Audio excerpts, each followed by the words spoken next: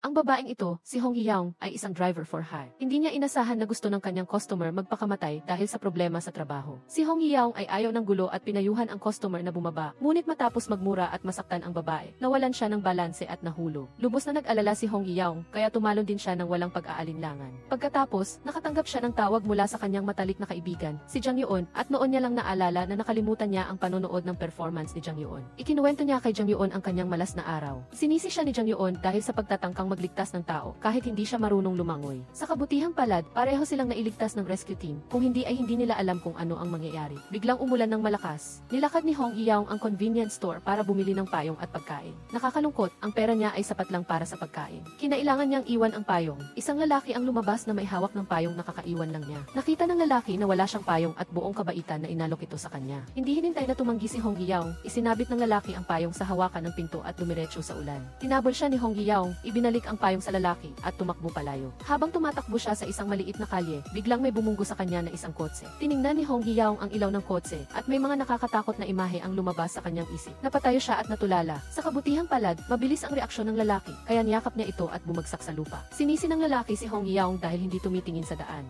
Nang tingnan ni Hong Yaong ang mukha ng lalaki, muling lumitaw sa kanyang isip ang ilang nakakatakot na imahe. Bigla siyang humingal at nawalan ng malay. Nagising si Hong Yaong sa ospital. Ibinigay sa kanya ng kanyang kapatid na babae, si Hyun-jo, ang kanyang drumsticks at sinabing sinadya itong iwanan ng lalaking nagdala sa kanya sa ospital kahapon. Natakot ang lalaki na mabasa ang drumsticks kaya inilagay niya ito sa kanyang bag pagkatapos niyang umuwi. Naalala niya na nakalimutan niyang ibalik kay Hong Yaong. Nakita ni Hong Yaong na maayos na napangalagaan ang kanyang drumsticks. Ipinapalagay niya na ang lalaki ay may kaalaman sa mga instrumento at maaaring isa ring musikero. Pinahahalagahan ni Hong Yaong ang kanyang drumsticks dahil nagtapos siya sa isang music academy at isa siyang drummer. Si Hong Yaong ay isang orchestra accompanist. Dahil wala pa siyang permanenteng trabaho, naghanap siya ng iba't ibang part-time na trabaho para kumita. Gustong pasalamatan ni Hong Yaong ang lalaki na nag-ingat sa kanyang drumsticks at tumulong sa kanya, ngunit nakalimutan niyang hingin ang numero nito. Pinalo siya ni Jang Yoon at sinabihan na huwag nang isipin ang ibang lalaki at pangalagaan na lang ang kanyang kasintahan. Kung kaya ng kasintahan niyang pigilan ang sarili sa loob ng isang buwan na hindi magtaksil, magre-resign siya. Hindi nasiyahan si Hong Yaong na sinisiraan ng kanyang kapatid ang kanyang kasintahan. Dahil sa pag-ibig, bulag siya at naniniwalang si Moon Jae-hyung ay siya lang ang gusto. Pagkalabas ng ospital, nakatanggap si Hong Yaong ng tawag mula kay Jang Yoon.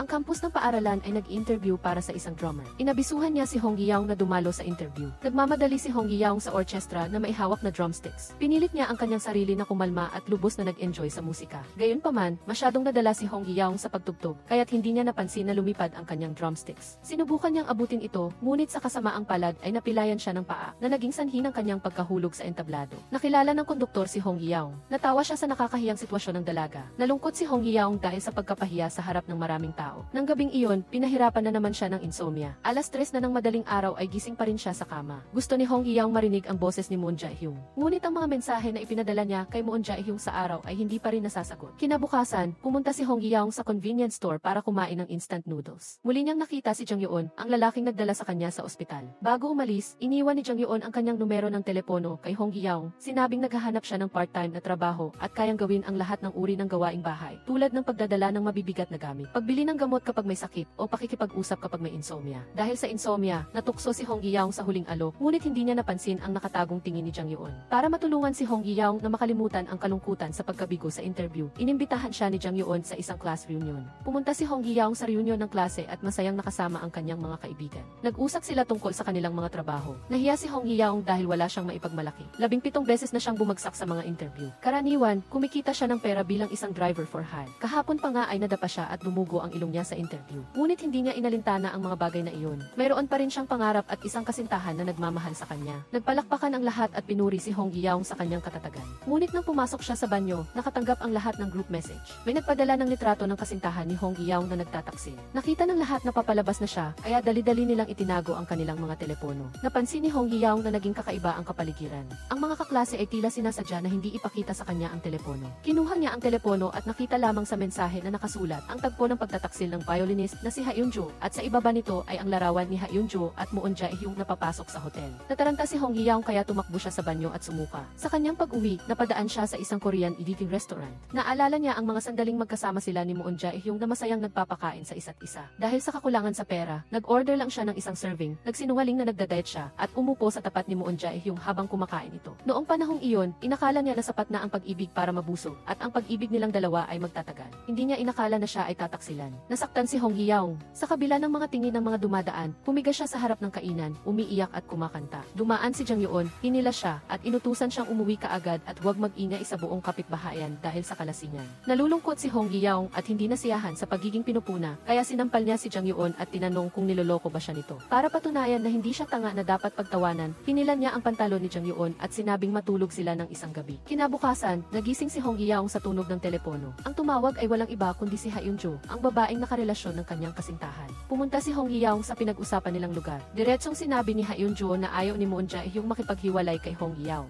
Hindi rin niya gustong makipagkita kay Moon Jae-hyung, kaya iminungkahi niyang baliwalain na lang ang nangyari kahapon. Nagkabalikan sina Hong Hye-young at Moon Jae-hyung. Umalis si Hyunjo pagkatapos niyang magsalita. Lumapit si Moon Jae-hyung at nagmakaawa kay Hong Hye-young na patawarin siya. Galit na galit si Hong Hye-young at minura siya. Ang jacket na suot ni Moon Jae-hyung ay binayaran niya ng 0 buwan na hulugan. Nawalan na ng konsensya si Moon Jae-hyung para gawin ang ganoong bagay na nyurakan ang kanyang taos-pusong pagmamahal. Tinanong pa niya si Hong Hye-young kung gusto ba niya ito at kung hindi ba niya kailangan ng taong patutulugin lang siya. Dahil sa pagtataksil, labis na nasaktan si Hong Hye-young at nagdesisyon na makipaghiwalay. Upang malutas ang kanyang insomnia at mabilis na makabangon mula sa sakit, tinawagan niya si Jang Yeon. Si Hong Hye-young ay tumawag kay Jang Yeon at umaasa na kantahan siya nito. Mas mahirap pakinggan, mas mainam para makatulog siya. Bago matulog, nakatanggap si Hong Hye-young ng tawag mula kay Jang Yeon sa takdang oras. Ang boses ni Jang Yeon ay lumabas mula sa telepono 5 maling tono, isang magaang boses na nagdulot ng discomfort. Hindi napigilan ni Hong Hye-young na sumimangot, ngunit nakatulog pa rin sa mahirap pakinggang kanta. Nang marinig niyang walang ingay mula kay Hong Hye-young, binaba ni Jang Yeon ang telepono at kumuha ng kutsilyo. Isang taon na ang nakalipas, nasaksihan niya ang isang lalaking sinaksak. Nakasuot ang lalaki ng singsing sa kanyang hintuturo at nakakita siya ng kutsilyo sa pinangyarihan ng krimen. Kinabukasan, nag-shoot si Hong Hye-young ng commercial video para sa flower shop ng kanyang pamilya ayon sa kahilingan ng kanyang tiyuhin. Biglang namatay ang mga magulang ni Hong Hye-young noong siya ay 5 taong gulang pa lang. Kinuha siya ng pamilya ng kanyang tiyuhin. Itinuring siya ng kanyang tiyuhin at tiyahin na parang sarili nilang anak. Si Hyunjo, ang kanyang nakatatandang kapatid, ay nagmamalasakit din sa kanya. Ang sakit ng pagkawala ng kanyang mga magulang ay unti-unting napawi. Pag-uwi niya ng gabi, dumaan si Hong Hye-young sa isang barbecue restaurant. Hindi niya maiwasang huminto at tumingin. Ang pinakamalaking hangarin niya kamakailan ay makakain ng isang buong hapunan ng inihaw na karne. Tiningnan niya ang kaunting pera sa kanyang wallet, kaya kinailangan niyang isuko ang ideya. Tinukso siya ni Jang Yeon na lagi siyang palihim na nakatayo sa pintuan. Sasagot sana si Hong Hye-young, ngunit naalala niya ang eksena ng siya ay lasing at nakahiga sa harap ng tindahan noong nakaraan at nakuha siya ng kanyang madilim na nakaraan. Nahihiya si Hong Hye-young kaya dali-dali siyang gustong makawala kay Jang Yeon, ngunit patuloy siyang hinahabol ni Jang Yeon, hinihingi ang bayad sa pagpapatulog sa kanya. Kinuha ni Hong Hye-young ang pera para paalisin siya. Nang matanggap ni Jang Yeon ang pera, agad siyang nag-alok na imbitahan siya sa isang barbecue. Busog na busog si Hong Hye-young. Ayon sa prinsipyo ng Tea No Eat, No Pay, dumating ang gabi at kinantahan ni Jang Yeon si Hong Hye-young ng 5 maling tono, gaya ng dati. Tahimik na umiti ang dalaga at hindi nagtagal ay nakatulog. Ibinaba ni Jang Yeon ang telepono, binuksan ang piano, at kinuha ang telepono sa loob. Sa telepono ay mailitrato ni Hong Hye-young kasama ang isang lalaki. Ang singsing sa hintuturo ng lalaki ay nagpapahiwatig na siya ang biktima noong 1 taon. Kinabukasan, habang tinuturuan ni Hong Hye-young ang mga bata na mag-drum, nakatanggap siya ng tawag mula sa konduktor ng orkestra, si Nam Joo-won. Pagkatapos ng klase, nakipagkita siya kay Nam Joo-won. Nagbigay siya ng magandang balita, inimbitahan siya na maging pangalawang drummer at makisali sa pagsasanay ng orkestra. Tuwang-tuwa si Hong Hye-young at tumalon sa tuwa. Ang makasali sa orkestra ang kanyang pinakamalaking pangarap at pagkatapos ng maraming taon ng paghihirap, sa wakas ay natupad din ito. Humingi ng tulong si Nam Joo-won kay Hong Hye-young na pumili ng regalo. Bilang pasasalamat sa tulong ni Hong Hye-young, binigyan din niya ito ng regalo. Pagkatapos mag-shopping, buong kabaitan niya itong inihatid pa uwi. Bago sila maghiwalay, tinanong ni Hong Hye-young kung paano siya nakapasa sa interview. Ramdam niya na napakasama ng kanyang performance noong araw na iyon. Sinabi ni Nam Joo-won na dahil kailangan nila siya. Napakagaling niya noong araw na iyon na ikinagulat ni Hong Hye-young. Matapos ang kasiyahan, dumating si Hong Hye-young sa orkestra na matagal na niyang pinapangarap. Pagdating niya sa orkestra, nakita niya nakakaiba ang tingin sa kanya ng lahat. Ipinaliwanag ni Jang Yeon sa kanya na isang paparazzi na tinaguri ang P ang Hudyo ang nag-post ng larawan nila ni Nam Joo-won na magkasama kahapon sa loob loob ng orkestra, nilalait siya bilang ibagong alaga. Sa kasalukuyan, nakumpirma na ang ang Hudyo ay miyembro ng orkestra, ngunit hindi pa rin alam ang tunay nitong pagkakakilanlan. Pinayuhan ni Jang Yeon si Hong Hee-young na sa ganitong sitwasyon, kailangan niyang maging matapang at manatili sa orkestra at huwag na huwag susuko. Nagtungo si Hong Hee-young sa dressing room. Masiglang binati ni Hong Hee-young ang lahat. Hindi siya pinansin ng pangunahing drummer. Ang ibang musikero ay pinaratangang nagpakita siya ng katawan para makapasok sa orkestra. Mayroon pa ngang umungal na parang aso sa harapan niya. Niloloko siya na alaga ni Nam Joo-wan. Nagalit si Jang Yeon at gustong makipagtalo, ngunit pinigilan siya ni Hong Hee-young. Sinabing mas kaunting gulo, mas mabuti. Ang makapasok sa orkestra ay ang pinakamalaking pabor na natanggap niya. Bago magsimula ang ensayo, nakita ni Hong Hee-young ang isang pamilyar na anino na papalapit si Ha-eun-jo, ang babaeng umagaw sa kanyang kasintahan. Hindi pinansin ni Ha-eun-jo ang tingin ng lahat at diretsong lumapit sa isa pa niyang dating kaklase. Galit na galit siyang tinanong kung ano ang ginagawa ni Ha-eun-jo. Kinumpirma ni Ha-eun-jo na siya ang nagpakalat ng chismis. Ang dating kaklase niya ang nagpost ng litrato nila ni Moon Jae-hyung na nagtataksil sa group chat ng kanilang mga kaklase. Gustong lumaban ng dating kaklase, ngunit agad na hinawakan ni Ha-eun-jo ang kanyang kamay. Binantaan siyang puputulin niya ang kamay nito kung magpapatuloy siya sa pagsasalita ng kung ano-ano. Pagkatapos ng insidenteng ito, pumasok si Nam Joo-wan. Nagulat si Hong Hee-young nang makita niyang ang sumunod kay Nam Joo-wan ay si Jang Yeon.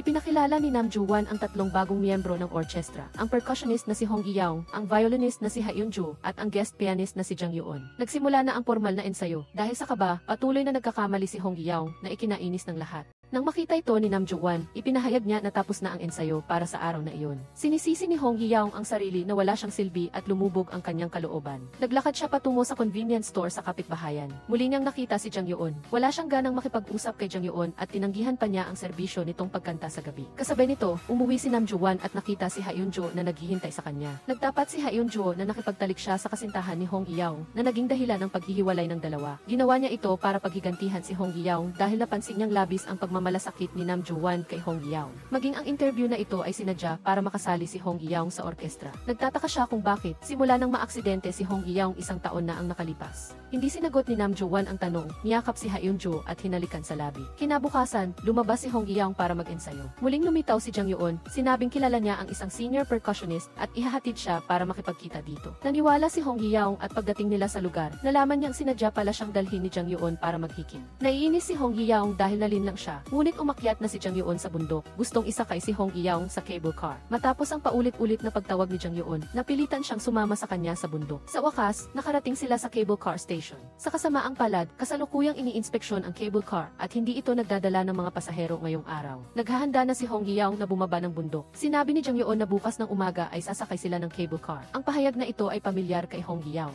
Lumingon siya at nakita si Jang Yeon na naglalaro ng kutsilyo. Muling lumitaw sa kanyang isip ang nakakatakot na imahe. Takot na takot siyang tumalikod at tumakbo palayo. Sa kanyang alaala, lumitaw din ang mga imahe ng paghabol sa kanya at ng pagtakbo niya ng buong galit. Hindi siya nag-ingat kaya nabangga niya ang taong nasa harapan niya at bumagsak sa lupa. Nang makita niyang humahabol si Jang Yeon, takot na takot siyang umatras at sumigaw. Tinanong ni Jang Yeon kung bakit siya natatakot. Umiyak si Hong Hee-young at sinabing isang taon na ang nakalipas. Pagkatapos ng aksidente, nawalan siya ng alaala ng ilang buwan at wala siyang matandaan. Nagmakaawa siya kay Jang Yeon na patawarin siya sa nangyari isang taon na ang nakalipas. Itinulak ni Hong Hee-young ang AV drip stand sa malakas na ulan. Naalala niya ang sinabi ng isang lalaki sa kanya na bukas ng umaga ay sasakay sila ng cable car. Lumuhod siya sa lupa at bulong-bulong na hindi niya iyon ginawa. Hindi siya pumatay ng tao. Pagkasabi nito, umupo siya sa lupa at umiyak ng hagulhol. Sa sandaling iyon, isang lalaki ang lumapit sa kanya at nagtanong kung naalala pa ba niya siya at kung naalala pa niya kung sino ang pinatay niya. Bago pa makasagot si Hong Hee-young, nawalan na siya ng malay. Lumitaw ang mukha ni Jang Yeon sa kamera. Tungkol sa pagpasok ni Jang Yeon sa orkestra, kinwestiyon ni Ha-eun-jo si Nam Joo-wan. Hindi nagtapos si Jang Yeon sa isang music school at wala rin siyang karanasan sa audition. Bukod pa rito, nararamdaman niyang ang estilo ng pagtugtog ni Jang Yeon.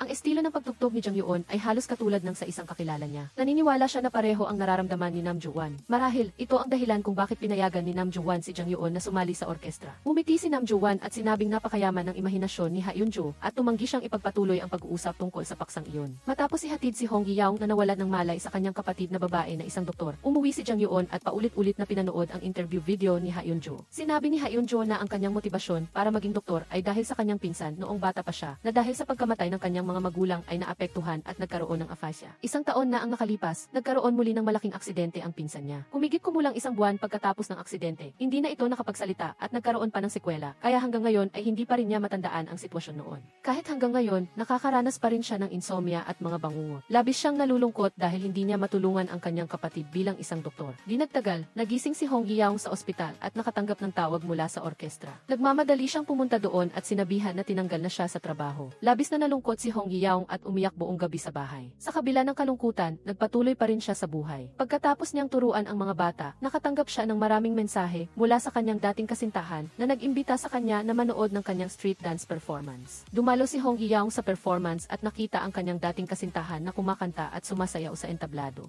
Sa kanyang puso, binati niya ito sa pagtupad ng kanyang pangarap. Ngunit nang maisip niya ang pagtataksil na dinanas niya, kumirot ang kanyang puso. Nang handa na si Hong Yaong na umalis, nakatanggap siya ng mensahe mula kay Ha Eun-jo na nag-imbita sa kanya sa isang bar. Binigyan siya ni Ha Eun-jo ng calling card para sa isang pelikulang malapit ng ishoot na naghahanap ng percussionist. Maaari siyang magtrabaho doon ng part-time. Hindi naintindihan ni Hong Yaong kung bakit siya tinutulungan ni Ha Eun-jo. Sumagot si Ha Eun-jo na dating magkaibigan naman sila at dahil sa kanilang nakaraang pagkakaibigan, gusto rin niyang tulungan si Hong Yaong.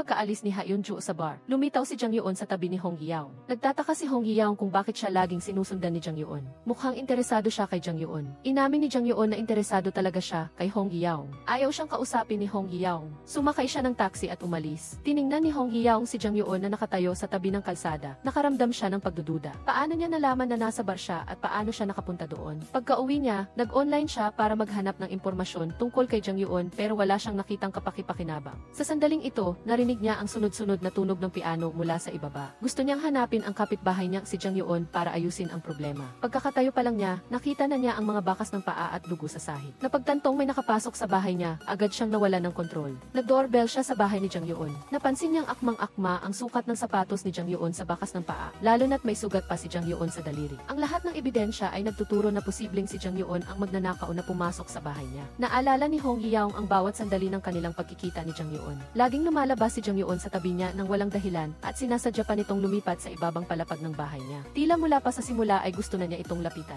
Tinuring ni Hong Yaong si Jang Yeon na isang kahina-hinalang tao at palaging nag-inya. Kinabukasan, para kumita ng pera, gusto ni Hong Yaong na ipagpatuloy ang kanyang part-time job, ngunit hindi niya kayang isuko ang kanyang pangarap. Naglakas loob siyang hanapin si Ju-wan para magpakausap na manatili sa orkestra. Hanggat makakapag-stay siya, gagawin niya ang lahat. Masayang pumayag si Ju-wan na gawin siyang assistant, tutulungan siyang pamahalaan ang schedule, sagutin ang telepono at magtimpla ng kape. Lubos na nagpapasalamat si Hong Yaong. Opisyal siyang pumasok sa trabaho bilang assistant. Habang naglilinis ng opisina, biglang pumasok ang manager at hinahanap si Jo-wan. Nang makitang wala si Jo-wan, inutusan siya nitong siguraduhing magsuot si Jo-wan ng vest at pumunta sa itinakdang lugar. Dala ni Hong Yaong ang vest, pumunta siya sa performance room na walang tao at nakita si Jo-wan. Nang makita niyang dumating na ang oras na sinabi ng manager, dali-dali niyang sinabi kay Jo-wan na magpalit ng damit, ngunit hindi nagmadali si Jo-wan. Sinabi niya kay Hong Yaong na humiga at makinig tulad niya hanggang sa idilat ni Hong Yaong ang kanyang mga mata. Nakita ni Hong Yaong na masyadong malapit ang tingin ni Jo-wan sa kanya, kaya't lubha siyang hindi komportable at dali-daling bumangon. Pinaalalahanan niya itong wala ng oras, ngunit unti-unting lumapit si Jo-wan na parang hahalikan siya. Automatikong ipinikit ni Hong Yaong ang kanyang mga mata, ngunit hindi na gumalaw si Jo-wan. Sa halip, sinabi niya rito na noong araw ng interview, nakita niya ang nagniningning na puso ni Hong Yaong. Gusto niyang ilabas ang pusong iyon at hasain itong mabuti, at balang araw, si Hong Yaong ay tatayo sa entablado kasama niya. Medyo naantig si Hong Yaong, ikinalulungkot niya na iyon ang tamang oras para halikan. Hindi niya maintindihan ang iniisip ni Jo-wan, pinapaalalahanan ang sarili na huwag mag-isip ng kung ano-ano. Pagkatapos ng trabaho, nakita niya ulit si Jang Yeon. Si Jang Yeon ay palihim na nagtagal sa harap ng kanyang bahay. Upang ilantad ang tunay na mukha ni Jang Yeon, naghintay siya ng gabing iyon upang tingnan kung may susunod na gagawin si Jang Yeon. Hating gabi, narinig niya ang pagbukas ng pinto. Isang lalaking nakaitim ang pumasok. Natakot siya ng husto. Sa sandaling iyon, tinawagan siya ni Jang Yeon. Sumigaw siya na may magnanakaw. Nang makita ito, dali-daling tumakas ang lalaking nakaitim. Walang tigil na hinabol ni Jang Yeon. Sa huli, nakontrol niya ang lalaking nakaitim. Dinala ni Hong Yaong ang pulis. Nagulat siyang matuklasan na ang nahuli ay ang kanyang dating kasintahan. Matapos makarecover mula sa pagkagulat, nakita niya na may sugat at dumudugo ang palad ni Jang Yeon. Kinabahan si Hong Yaong habang binabandaan ang kamay ni Jang Yeon, humihingi ng tawad sa pagkasangkot dito. Ginaya ni Jang Yeon ang kanyang nasaktang kamay para utusan si Hong Yaong. Hinihingi niyang buksan ang soft drinks at ipagmaneho siya. Dumating ang dalawa sa isang malaking bahay. Nakita ni Hong Yaong ang isang group picture sa mesa. Sa larawan ay may dalawang batang lalaki na sina Jang Yeon at ang kanyang nakababatang kapatid. Ito ang unang pagkakataon na narinig ni Hong Yaong na nagkwento si Jang Yeon tungkol sa kanyang pamilya. Kuryusong nagtanong siya tungkol sa nakababatang kapatid nito. Kalmadong sumagot si Jang Yeon na ang kanyang nakababatang kapatid ay isang pianista, ngunit namatay ito 1 taon na ang nakakaraan. Nagulat si Hong Yeong. Pagkaraan ng ilang sandali, nakita niya ulit ang isa pang larawan.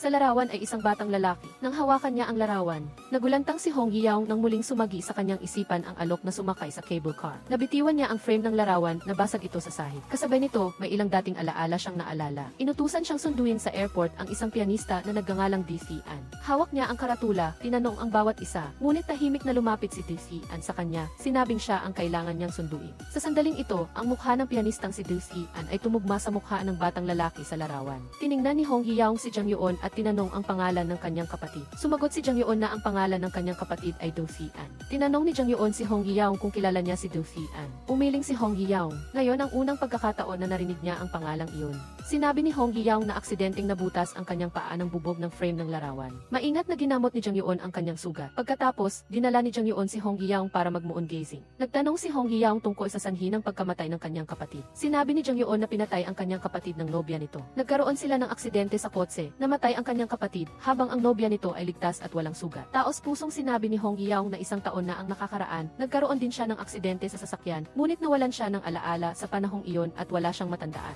Dahil naiinip sa labas, pumasok ang dalawa sa bahay. Nakita ni Hong Yeong ang isang kamay na nakapinta sa piano ni Jang Yeon. Sinabi ni Jang Yeon na noong bata pa ang kanyang kapatid, madalas itong umiiyak habang nagsasanay. Pinyano para aliwin ang kanyang kapatid, kaya't iginuhit niya ang kanyang kamay. Pagkatapos niyang magsalita, ipinatong niya ang kamay ni Hong Yeong sa ibabaw ng kamay na iyon, ginaya ang paraan ng pag-aliw niya sa kanyang kapatid noong nakaraang taon. Naramdaman ni Hong Yeong ang dalawang kamay na mahigpit na nakadikit sa isa't isa, at may kakaibang damdamin siyang naramdaman. Nagmamadali siyang bumangon para tumakbo, ngunit hinarang siya ni Jang Yeon dahil gusto pa niya itong mas makilala. Gusto niyang malaman ang mga bagay na hindi alam ng ibang tao. Ang mga salita ni Jang Yeon ay nagpaalab sa puso ni Hong Yeong. Nang gabing iyon, nakahiga siya sa kama, inaalala ang kwento tungkol sa kapatid ni Jang Yeon. Hindi niya maintindihan kung bakit napakapamilyar sa kanya ng pangalang Dae-sian. Ang kanyang isip ay muling dinala ni Jang Yeon. Patuloy na lumalabas sa isipan ni Hong Yeong ang imahe ni Jang Yeon na nagbabanda ng kanyang sugat at nakaramdam siya ng hiya. Kasabay nito, tinatawagan ni Jang Yeon ang kabilang linya. Sinabi niya sa kabilang linya na wala talagang matandaan si Hong Yeong tungkol kay Dae-sian. Nakasaad din sa medical record na amnesia ito. Hinihingi niya sa kabilang linya na ipagpatuloy ang investigasyon sa ibang direksyon. Isa na namang magandang araw, dinala ni Jo-won si Hong Yeong sa isang restaurant para kumain, na parang nagpa-party para salubungin siya. Hindi inaasahan ni Hong Yeong na ang restaurant na kanilang pinuntahan ay ang lugar kung saan nagtatrabaho si Jang Yeon. Nagulat din si Jang Yeon nang makita niyang pumasok ang dalawa. Sadya niyang tinanong si Hong Yeong sa harap ni Jo-won kung nakatulog ba siya ng maayos. Ipinagyabang ni Jang Yeon na binigyan niya ng iserbisyo sa pagpapatulog si Hong Yeong. Nagkunwari si Hong Yeong na maghugas ng kamay. Nang sumunod si Jang Yeon, agad niyang hinawakan ang kwelyo nito. Pinapaalalahanan siyang mag-ingat sa kanyang pananalita. Sa halip, idiniin ni Jang Yeon si Hong Yeong sa pader at idineklara ang kanyang pagmamay-ari. Sinabing hindi siya masaya na ang babaeng gusto niya ay nakikipag-date sa ibang kasarian. Nautal na ipinaliwanag ni Hong Yeong na pinapasalamatan lang siya ni Jo-won sa pagiging bahagi ng orkestra at wala nang iba pang ibig sabihin. Pagkabalik sa kanyang upuan, detalyadong tinanong ni Jo-won si Hong Yeong tungkol sa kanyang insomnia at aksidenteng nasabi na kailangan niyang matutong patulugin si Hong Yeong sa hinaharap. May nagpost ng litrato ni na Jo-won at Hong Yeong na kumakain sa online. Nagalit si Haeunjo nang makita ito, kaya agad niyang tinawagan si Jo-won. Nagulat si Haeunjo nang makitang nakasuot ng uniforme si Jang Yeon sa isang sulok ng litrato, kaya agad siyang pumunta sa restaurant. Hinarang niya si Jang Yeon na paalis na sana. Nakaramdam si Haeunjo na napakapamilyar ni Jang Yeon. Bago sumali si Jang Yeon sa orkestra, siguradong nagkita na sila. Lumapit siya at sinubukan hawakan ang mukha ni Jang Yeon, ngunit pinigilan siya nito. Binalaan siya ni Jang Yeon na ayaw niya ng atensyon at huwag na siyang puntahan sa restaurant sa hinaharap. Nagkataon namang nakasalubong ni Hong Yeong si Jang Yeon sa convenience store. Ipinaliwanag niya kay Jang Yeon na tuwing magkasama sila ni Jo-won para lang sa trabaho. Hindi sila magkasintahan, kaya umaasa siyang hindi magkakamali ng pagkakaintindi si Jang Yeon. Tinatanong ni Jang Yeon si Hong Yeong kung akala niya ay gusto siya nito, na ikinagulat ni Hong Yeong. Sinabi ni Jang Yeon na magkaiba ang pagmamalasakit at paggusto sa isang tao. Niloloko ang taos pusong-puso ni Hong Yeong. Bago umalis, binayaran niya ang lahat ng halaga para sa serbisyo. Sa pagpapatulog, binalaan si Jang Yeon na huwag na siyang tawagan. Sino ang mag-aakalang ng gabing iyon, pumunta si Jang Yeon sa bahay ni Hong Yeong upang yayain siyang mag-usap sa labas. Nagtungo ang dalawa sa parke malapit sa bahay upang tingnan ang mga ilaw. Handang-handa si Hong Yeong na hayaan si Jang Yeon na maintindihan siya. Kinuwento niya ang tungkol sa aksidente ng kanyang mga magulang noong bata pa siya. Pagkatapos niyang magkwento, aksidenteng napilay ang kanyang paa. Agad siyang sinuportahan ni Jang Yeon. Ang muling pagdikit ng kanilang katawan ay nagdulot ng gulo sa isip ni Hong Yeong. Siya ang unang nagpahayag ng kanyang nararamdaman. Naglakas loob si Hong Yeong na tanungin kung pwede niyang halikan si si Jang Yeon. Nang makita si Jang Yeon na tahimik, dali-dali niyang sinabi na napakaganda ng tanawin ng gabing iyon, ay at sandali siyang nalito. Pagkatapos niyang magsalita, nahiya siya at balak sanang umalis. Hinila siya ni Jang Yeon, pinitigan siya ng ilang sandali at saka direktang hinalikan. Inakala ni Hong Hee-young na sila ay magkasintahan na. Kinabukasan, nagpadala siya ng 2 mensahe kay Jang Yeon, ngunit walang natanggap na tugon. Pagkatapos ng trabaho, balak na sana niyang puntahan si Jang Yeon, ngunit inanyayahan siya ni Jo-wan na makipagkita kay Professor Kang. Matagal na silang hindi nagkita at masayang nagkwentuhan ang dalawa kasama ang profesor. Gustong maglaro ng Go si Professor Kang kasama si Jo-wan. Kusang loob na kinuha ni Hong Hee-young ang board. Nagkataon, nakita niya ang larawan ng isang lalaki sa silid. Siya si Do Si-an, ang kapatid ni Jang Yeon.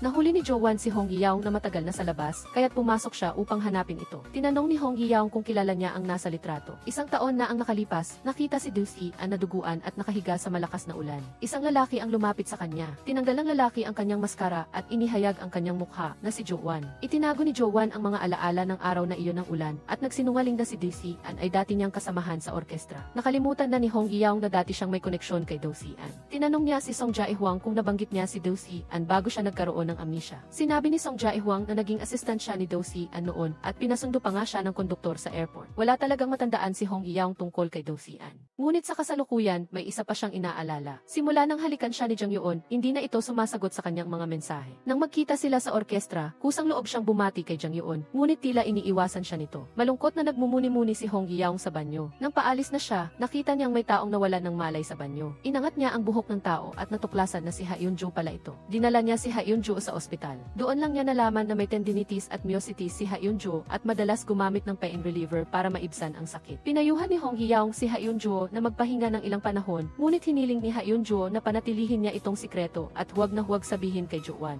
Pagkabalik sa orkestra, kusang loob na kinumpronta ni Hong Hee-young si Jang Yeon, tinanong kung bakit siya nito iniiwasan. Sumunod siya sa tawag ng kanyang puso at humiling ng halik. Kung sa pilitan lang ang tugon ni Jang Yeon dahil ayaw niya siyang mapahiya, handa siyang humingi ng tawad. Pagkatapos, sinabi ni Hong Hee-young na nalaman niya kay Song Jae-hwang na dati siyang assistant ni Do Si-an. Gusto niyang balikan ang kanyang mga nawawalang alaala. Kahit na masama ang mga ito, gusto niyang subukang alalahanin dahil kapatid ni Jang Yeon si Do Si-an at gusto niyang tulungan si Jang Yeon na matupad ang kanyang hiling. Nakipagkita si Jang Yeon sa kanyang kasosyo na laging tumutulong sa kanya sa investigasyon. Nagdala ang kasosyo ng pahiwati. Ang driver ng truck na nakasagasa kay Do Si-an noon ay nakalabas na sa piitan. Tila may nagbayad ng piyansa, ngunit hindi pa rin nila alam ang pagkakakilanlan ng taong iyon. Tinanong ng kasamahan niya kung iniisip pa rin ba niya na si Hong Hee-young ang pumatay kay Do Si-an. Tahimik lang si Jang Yeon at hindi sumagot. Pauwi na si Hong Hee-young nang guluhin siya ng kanyang dating kasintahan. Sa kabutihang palad, nakasalubong niya si Jang Yeon na tumulong sa kanya. Nag-usap ang dalawa habang nakaupo sa hagdan. Hindi pa rin mapakali si Hong Hee-young. Matapos ang halik, nagkunwari si Jang Yeon na walang nangyari. Hindi nagpaliwanag ng husto si Jang Yeon, ngunit hiniling niya kay Hong Hee-young na samahan siya sa lugar kung saan namatay si Do Si-an.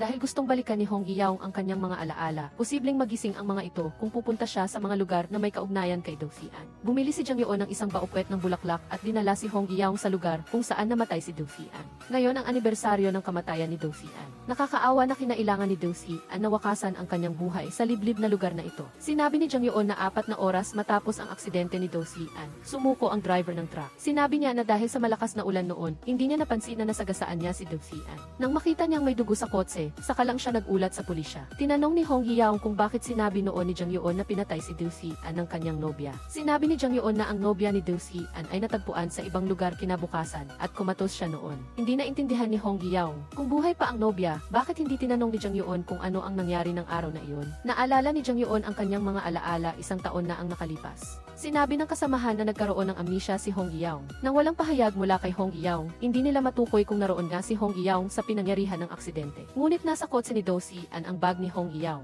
Ipinapalagay ni Jang Yeon na si Hong Hee-young din ay nasa kotse. Bukod pa rito, nabasag ang lahat ng internal organs ni Do Si-an at nabutas ang kanyang atay. Pinatunayan ni Jang Yeon na pinatay si Do Si-an at si Hong Hee-young ang pinakamalaking suspect. Upang malaman ang katotohanan, sinadya niyang lapitan si Hong Hee-young. Ngunit habang mas nakikilala niya si Hong Hee-young, medyo nag-aalinlangan na siya sa kanyang hinala. Sa sandaling ito, direkta siyang tinanong ni Hong Hee-young kung bakit hindi niya direktang kausapin ang nobya ni Do Si-an upang malutas ang kanyang mga pagdududa. Nagalit si Jang Yeon. Patay gutom si Hong Hee-young dahil nakalimutan niya ang lahat ng nangyari sa nobya ng kanyang kapatid. Sa daan pabalik, dumaan sila sa isang bodega. Biglang naramdaman ni Hong Hee-young na napakapamilyar ng lugar. Gusto ni Jang Yeon na may maalala siya, kaya't ipinasok niya ito. Biglang sumulpot sa isipan ni Hong Hee-young ang maraming nakakakilabot na alaala. Mayroong isang taong nagtulak ng pinto, may hawak na kutsilyo at dahan-dahang lumalapit. Natakot si Hong Hee-young, tinakpan ang ang kanyang kamay at sumigaw. Sa sandaling iyon, nakakandado ang pinto mula sa labas. Nagkapatong-patong ang alaala at katotohanan, sinuntok ni Hong Yaong ang pinto at humingi ng tulong. Matapos tawagan ang pulis, tinanong ni Jang Yoon si Hong Yaong kung mayroon siyang naalala, ngunit hindi siya makapagsalita. Para pakalmahin siya, kumanta si Jang Yoon para aliwin siya. Sa kanta, naalala ni Hong Yaong ang bawat sandali ng kanilang pagkikita ni Jang Yoon. Sumandal siya sa balikat ni Jang Yoon at sa wakas ay kumalma ang kanyang puso. Dumating ang pulis at binuksan ang pinto ng bodega. Ipinaliwanag na inakala ng tagapamahala na walang tao sa loob kaya nilock ang pinto isang simpleng pagkaunawaan lamang. Kasabay nito, lumabas na si Ha-Eun-jo mula sa ospital at bumalik sa orkestra. Nalaman niyang napatalsik na siya sa grupo. Ipinaliwanag ni Jo-wan kay Ha-Eun-jo na simula pa lang sa ensayo. Karamihan sa mga miyembro ay napansin na may problema sa kamay ni Ha-Eun-jo at umaasa siyang tututukan muna ni Ha-Eun-jo ang kanyang pagpapagaling.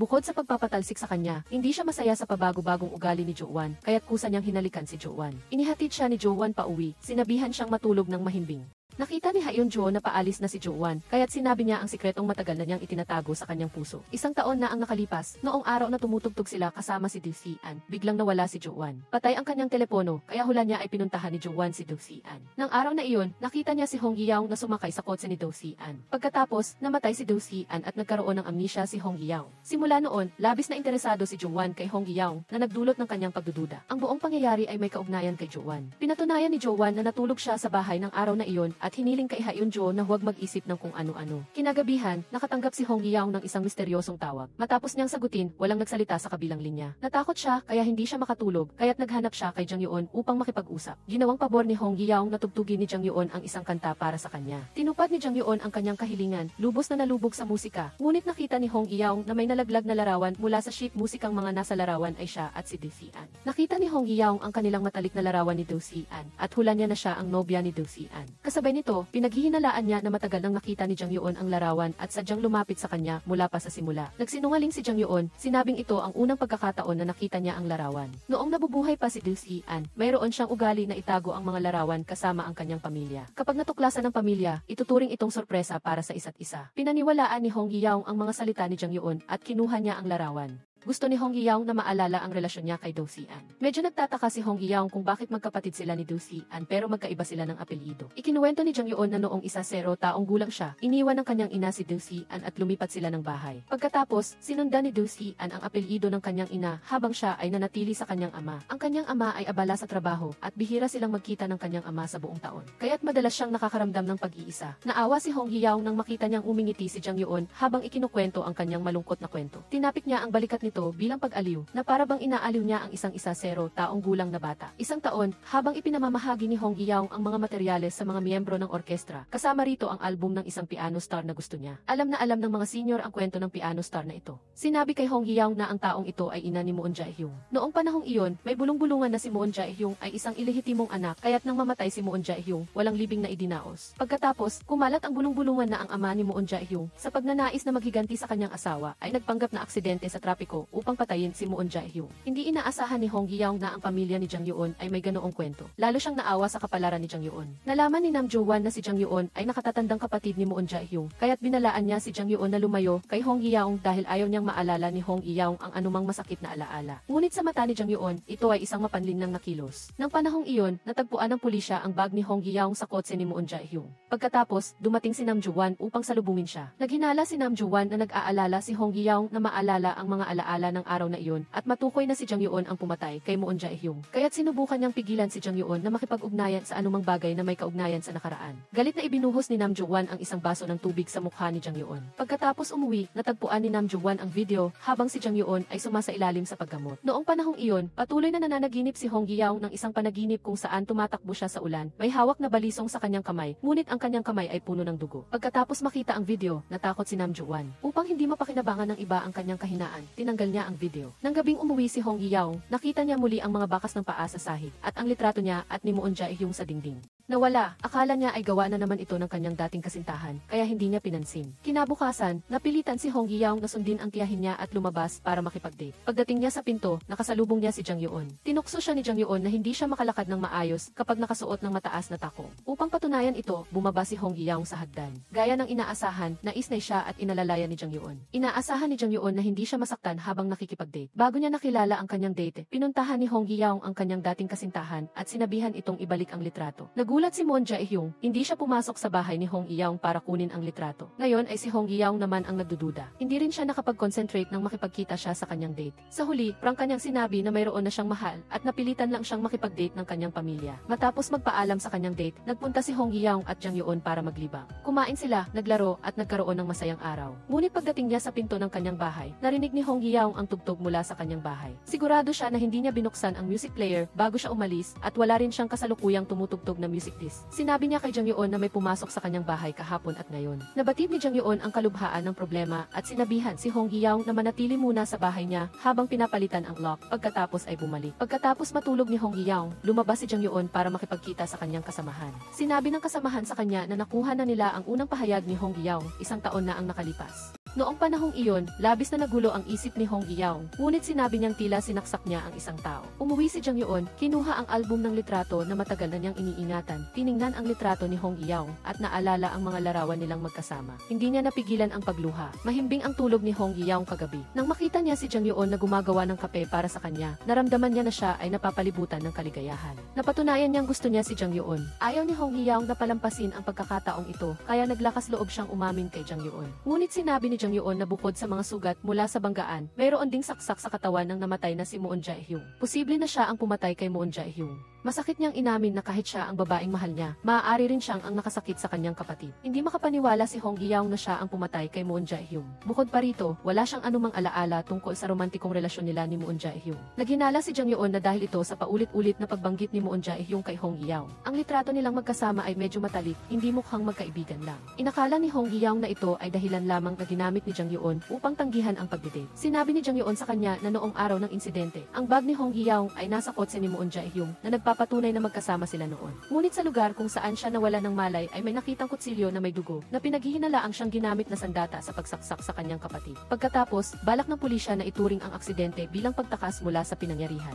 Si Jang Yeon ang patuloy na naghahanap ng kutsilyo. Nagising si Hong Eui-young. Sa simula pa lang, alam na ni Jang Yeon ang kanyang pagkatao at inakala niyang siya ang pumatay, kaya sinadya niyang lumapit sa kanya. Masakit na umalis si Hong Eui-young. Malungkot si Jang Yeon, naaalala ang bawat sandali na kasama si Hong Eui-young. Matagal na niyang gusto si Hong Eui-young, ngunit ang kanilang pagkakakilanlan ay pumigil sa kanya na talikuran ang lahat para makasama si Hong Eui-young. Nakiusap si Jang Yeon kay Hong Eui-young na subukang alalahanin kung ano ang nangyari noon. Ngayon, siya lang ang nakakaalam ng katotohanan. Nasaktan si Hong Eui-young dahil si Jang Yeon ay nagmamalasakit lamang sa paghahanap ng katotohanan, hindi sa kanyang kalagayan. Nasasaktan siya dahil kay Jang Yeon. Dapat niyang sinabi ang lahat bago pa niya siya nagustuhan upang hindi masaktan si Hong Eui-young dahil sa kanilang magkaibang paninindigan. Nang makita ni Jo Han-seok na malungkot si Hong Eui-young, sadyang dinala niya si Hong Eui-young sa bahay ng lola niya para magpahinga. Nakita ni Jang Yeon si Hong Eui-young na sumakay sa kotse at parehong naiinggit at nagalit si Jo Han-seok. Nanatili silang dalawa sa probinsya. Kinagabihan, napanaginipan ni Hong Eui-young na may humahabol at pumapatay sa kanya. Habang tumatakas, gumulong siya sa gilid ng burol. Alam niyang ang bahaging ito ng panaginip ay maaaring bahagi ng nangyari, ngunit napakaikli ng panaginip kaya hindi siya nakahanap ng anumang kapaki-pakinabang na impormasyon. Kinaumagahan, inihatid ni Jo Han-seok si Hong Eui-young sa kanyang pintuan at nakita sila ni Jang Yeon. Lalo pang nagsiselo si Jang Yeon nang makita siyang nakangiti kay Jo Han-seok at tinanong kung bakit hindi siya sumasagot sa telepono. At umuwi nang hindi nagpapaalam. Pinaalalahanan niya ito na hanggat hindi pa nalilinawan ang lahat, huwag munang isipin ang pagtakbo kasama ng ibang lalaki. Umuwi si Jo Han-seok at nakita si Ha-yeon-jo na naghihintay buong gabi. Galit na galit at binasag ang baso. Maraming tao ang nakakita kina Jo Han-seok at Hong Eui-young na magkasamang naglalakad. Malinaw na magkasama silang natulog ng isang gabi. Kinuwestiyon niya kung gaano nakalayo ang kanilang relasyon at binalaan si Jo Han-seok na ang labis niyang pag-aalala kay Hong Eui-young ay lalo lang itong masasaktan. Ipinaliwanag ni Jo Han-seok na siya at si Hong Eui-young ay mga kasamahan lamang sa orkestra. Malungkot si Hong Eui-young kaya dinala niya ito para magpahangin. Lalo pang nagalit si Ha-yeon-jo. Malungkot din siya kamakailan, ngunit nang kailangan niya si Jo Han-seok, hindi niya ito makita. Sinumbatan niya ito dahil sa magdamag na kasama ang ibang babae. Sa kabilang banda, upang mabilis na maibalik ang kanyang memorya, hiniling ni Hong Eui-young na makita ang kutsilyong nahanap ni Jang Yeon. Pagkahawak pa lang niya sa kutsilyo, isang nakakatakot na imahe ang bumalik sa isip ni Hong Eui-young. Si Moon Jae-hyung ay nakahando sa isa lupa na puno ng dugo at hawak niya ang kutsilyong iyon. Tumakbo palabas ng pinto si Hong Eui-young na umiiyak ng malakas. Bagamat ayaw niyang aminin, ang imaheng naaalala niya ay nagpapaalala sa kanya na malaki ang posibilidad na pinatay niya si Moon Jae-hyung. Ang kaso ni Moon Jae-hyung ay tinukoy bilang pagtakas mula sa pinangyarihan. Samantala, ang driver na nagdulot ng aksidente, si Jang Yeon, ay nilapitan si Jo Han-seok. Ang kalidad ng Moon Jae-hyung, 1 taon na ang nakalipas, ay may kinalaman din sa kanya. Dumating si Jang Yeon nang hindi inimbitahan upang si Jo Han-seok Tulungan siyang kumuha ng isang bagay mula kay Hong Yaong. Sinusunod niya ang utos ni Professor Kang sa orkestra. Babayaran lang siya kapag nakuha niya at naibigay ang bagay na iyon. Ngayong gabi, nagdiriwang ang lahat sa orkestra ng kaarawan ng kanilang nakatatandang miyembro. Pinanood ni Hong Yaong si Jang Yuon na kumakanta sa entablado at naaalala ang lahat mula nang magkakilala sila. Nalasing siya at hindi napigilan ang sarili na umamin ng pag-ibig kay Jang Yuon. Alam niyang wala siyang karapatang magkagusto kay Jang Yuon, ngunit hindi niya makontrol ang kanyang damdamin para sa kanya. Dinala siya ni Jang Yuon pauwi sa kanyang bahay. Tapat na sinabi ni Hong Yaong na gagawin niya ang lahat upang maalala ang alaala na iyon at pananagutan ang pagkamatay ni Moon Jae-hyung. Ang pinakawalang saysay na bagay ay, kahit na siya ang pumatay, hindi ang pagpaparusa ng batas ang inaalala niya, kundi ang takot na hindi na niya makikita si Jang Yuon. Para mapigilan ang sarili na mawalan ng kontrol, tumayo si Hong Yaong at balak nang umuwi sa kanyang bahay. Sa sandaling iyon, ang pagtatapat ni Hong Yaong ay bumali sa depensa ni Jang Yuon.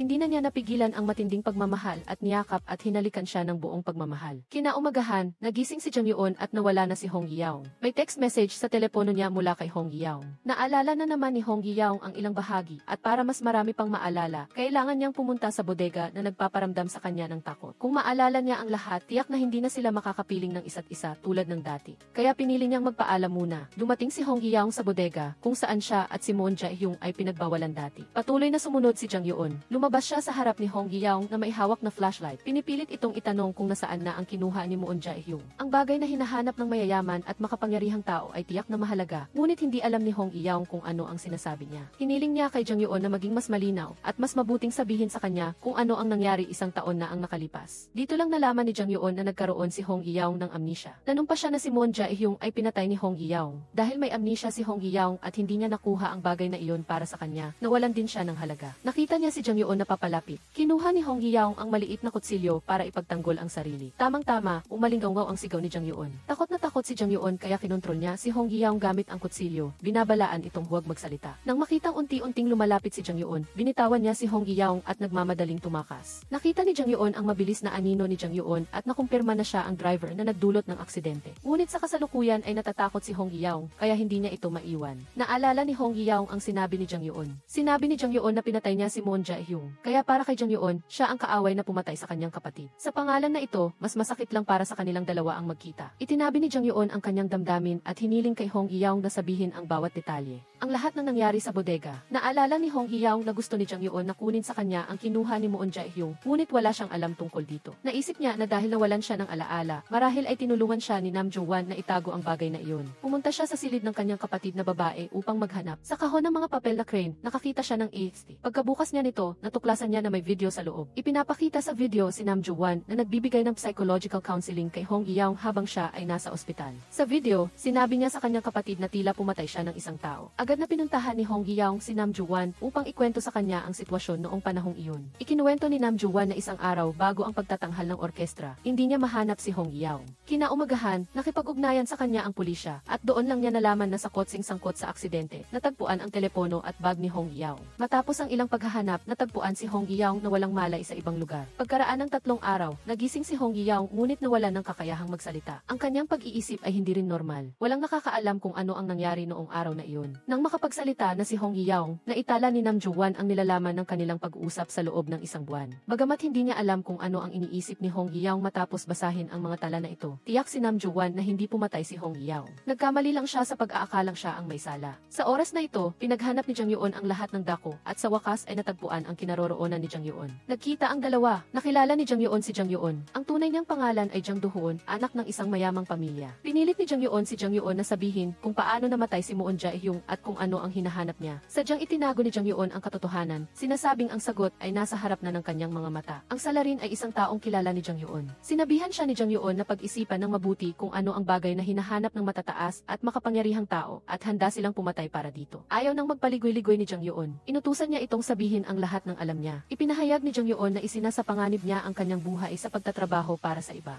Kung bibigyan siya ni Jang Yuon ng 3 bilyon, sasabihin niya ang lahat. Naghinala si Jang Yuon na nasa kamay ni Hong Yaong ang bagay na iyon Ngunit sayang, hindi siya normal. Walang lumabas na impormasyon mula sa kanya. Binalaan ni Jang Yeon si Jang Yeon na huwag galawin si Hong Yeong. Sadyang kinagalit siya ni Jang Yeon. Sinaksak ni Hong Yeong ang kanyang kapatid at ngayon ay mahal niya si Hong Yeong isang tunay na kabalintunaan. Hindi na makatiis si Jang Yeon. Sinuntok niya si Jang Yeon at bumagsak ito sa lupa. Pagkatapos, tinawagan ni Jang Yeon si Hong Yeong para magkita sila. Pagkababa pa lang niya ng telepono, isang misteryosong lalaki na nakasuot ng helmet ang biglang lumitaw mula sa likuran at pinasapok siya hanggang sa mawalan ng malay. Naghintay si Hong Yeong sa convenience store ng matagal, ngunit hindi pa rin makita si Jang Yeon. Lumabas siya para maghanap at sakto namang nakita niya si Jang Yeon na nakahandusay sa kalsada. Dali-dali niya itong dinala sa ospital. Sa kabutihang palad, pagkatapos ng first aid, maayos na si Jang Yeon. Nanatili si Hong Yeong sa tabi niya at hindi umalis. Dahil nasa ospital, pansamantala nilang nakalimutan ang kanilang pagtatalo at sinunod ang kanilang puso upang ipahayag ang kanilang tunay na damdamin. Magkasama sina Hong Yeong at Jang Yeon na bumaba upang maglakad-lakad. Ibinunyag ni Jang Yeon ang kanyang damdamin. Sa nakalipas na isang taon, galit na galit siya. Nagrereklamo si Hong Yeong, bakit kinuha ng Diyos ang aking kapatid na si Moon Jae-hyung? Ngunit si Hong Yeong na kasama ni Moon Jae-hyung ay ligtas at walang nangyari. Nang lapitan niya si Hong Yeong na may paghihiganti, natuklasan niya na si Hong Yeong ay may hindi mapigilang akit. Binalaan niya ang sarili na huwag magpadala. Sa pagitan nilang dalawa ay ang namayapang ina ng kanyang kapatid, ngunit hindi pa rin niya makontrol at patuloy na mahalin si Hong Yeong. Hindi niya kayang bitawan ang masakit na pag-ibig na ito. Bago matulog, hinawakan ni Jang Yeon ang kamay ni Hong Yeong at hiniling na kantahan siya. Habang umaawit siya, mabilis na nakatulog si Jang Yeon. Buong pagmamahal na tiningnan ni Hong Yeong ang kanyang minamahal at nakapagdesisyon na siya sa kanyang puso. Kasabay nito, dumating si Ha-eun-jo na lasing sa bahay ni Jo Han-seo. Pinilit niya itong tanungin kung ano ang kanilang relasyon, mga kasamahan ba sila o magkasintahan. Desperado siyang makakuha ng sagot na magpapatunay na siya ang espesyal na tao sa puso ni Jo Han-seo. Nagpakita si Jo Han-seo ng matatag na saloobin. Si Ha-eun-jo ay isang mahusay na babae.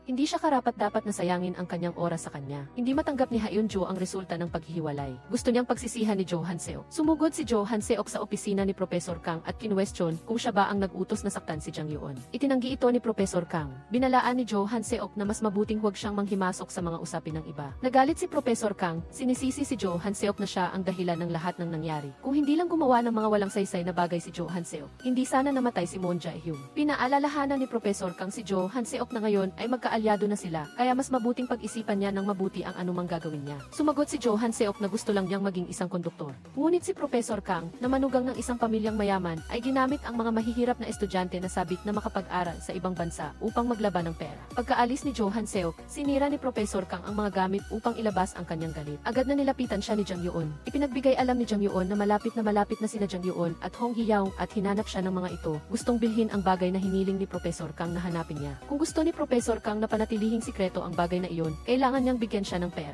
Nilabas ang pera si Professor Kang, ngunit wala siyang magawa. Kinailangan lang niyang magtiis at magpabaya. Upang ipaliwanag kay Jang Yeon, kusang loob na nagpunta si Hong Yeong sa istasyon ng pulisya upang sumuko. Sinabi na isang taon na ang nakalipas ay pinatay niya si Moon Jae-hyung at hiniling sa pulisya na muling buksan ang kaso. Isang pulis ang nagbigay alam kay Professor Kang na nagpunta si Hong Yeong sa istasyon ng pulisya upang sumuko. Inutusan ni Professor Kang ang kanyang mga tauhan na paalisin si Hong Yeong. Sinabi ng pulisya kay Hong Yeong na ang kaso ay tinukoy na bilang hit and run na aksidente at natapos na ang paglilitis isang taon na ang nakalipas, kaya hindi na muling bubuksan ang kaso. Desperado na umalis si Hong Yeong sa istasyon ng pulisya at hindi sinasagot ang mga tawag ni Jang Yeon. Ilang araw na ang nakalipas, nagkaroon sila ni Jang Yeon ng masayang oras, ngunit ang pagkamatay ni Moon Jae-hyung ay nanatiling tinik sa kanilang mga puso. Kung mas nagiging malapit sila sa isa't isa, mas nasasaktan sila. Kinagabihan, napanaginipan ni Hong Yeong ang mga nangyari sa bodega. Siya at si Moon Jae-hyung ay magkasama na nakatali sa bodega. Upang mapawi ang kanyang takot, kumanta si Moon Jae-hyung ng isang kanta para aliwin siya. Bumukas ang pinto ng bodega at pumasok ang isang lalaki na nakaitim, may hawak na kutsilyo. Nagising si Hong Yeong nagulat. Hindi niya maintindihan kung bakit pamilyar sa kanya ang mga mata ng lalaking nakaitim. Patuloy na tinatawagan ni Jang Yeon si Hong Yeong, ngunit hindi niya ito maabot. Nag-aalala na may nangyari sa kanya. Sa sandaling ito, biglang nakipag-ugnayan sa kanya si Ha-eun-jo. Sinasabing may gusto siyang pag-usapan, kaya pinuntahan niya si Ha-eun-jo. Sinabi ni Ha-eun-jo na alam niya ang ilang bagay tungkol kay Moon Jae-hyung at maaari niyang sabihin sa kanya, ngunit kailangan niyang ipangako sa kanya ang isang kondisyon, patalsikin si Jo Han-seo. Ikinuwento ni Ha-eun-jo na isang taon na ang nakalipas. Nang dumating ang lahat ng miyembro ng orkestra sa bahay ni Professor Kang para magdiwang, puno ang mga sasakyan, kaya lumabas siya para mag-abang ng taxi. Sakto namang nakita niya si Hong Yeong na nag-aabang din ng taxi. Huminto si Moon Jae-hyung sa harap ni Hong Yeong. Sumakay si Hong Yeong sa kotse ni Moon Jae-hyung at umalis. May isa pang kotse na sumunod sa kanilang dalawa. Ang sumusunod kina Hong Yeong at sa iba pa ay si Jo Han-seo. Hawak ang kutsilyo na ibinigay ni Moon Jae-hyung. Nilapitan ni Jang Yeon si Jo Han-seo at kinwestiyon kung bakit niya sinundan ang kotse ni Moon Jae-hyung noong noong araw ng insidente. Siya ba ang pumatay kay Moon Jae-hyung? Bukod pa rito, pagkatapos mawala ng alaala si Hong Hee-young, palagi siyang nasa tabi nito. Natatakot ba siyang maalala ni Hong Hee-young ang lahat? Sumagot si Jo Han-seok na wala siyang motibo para patayin si Moon Jae-hyung.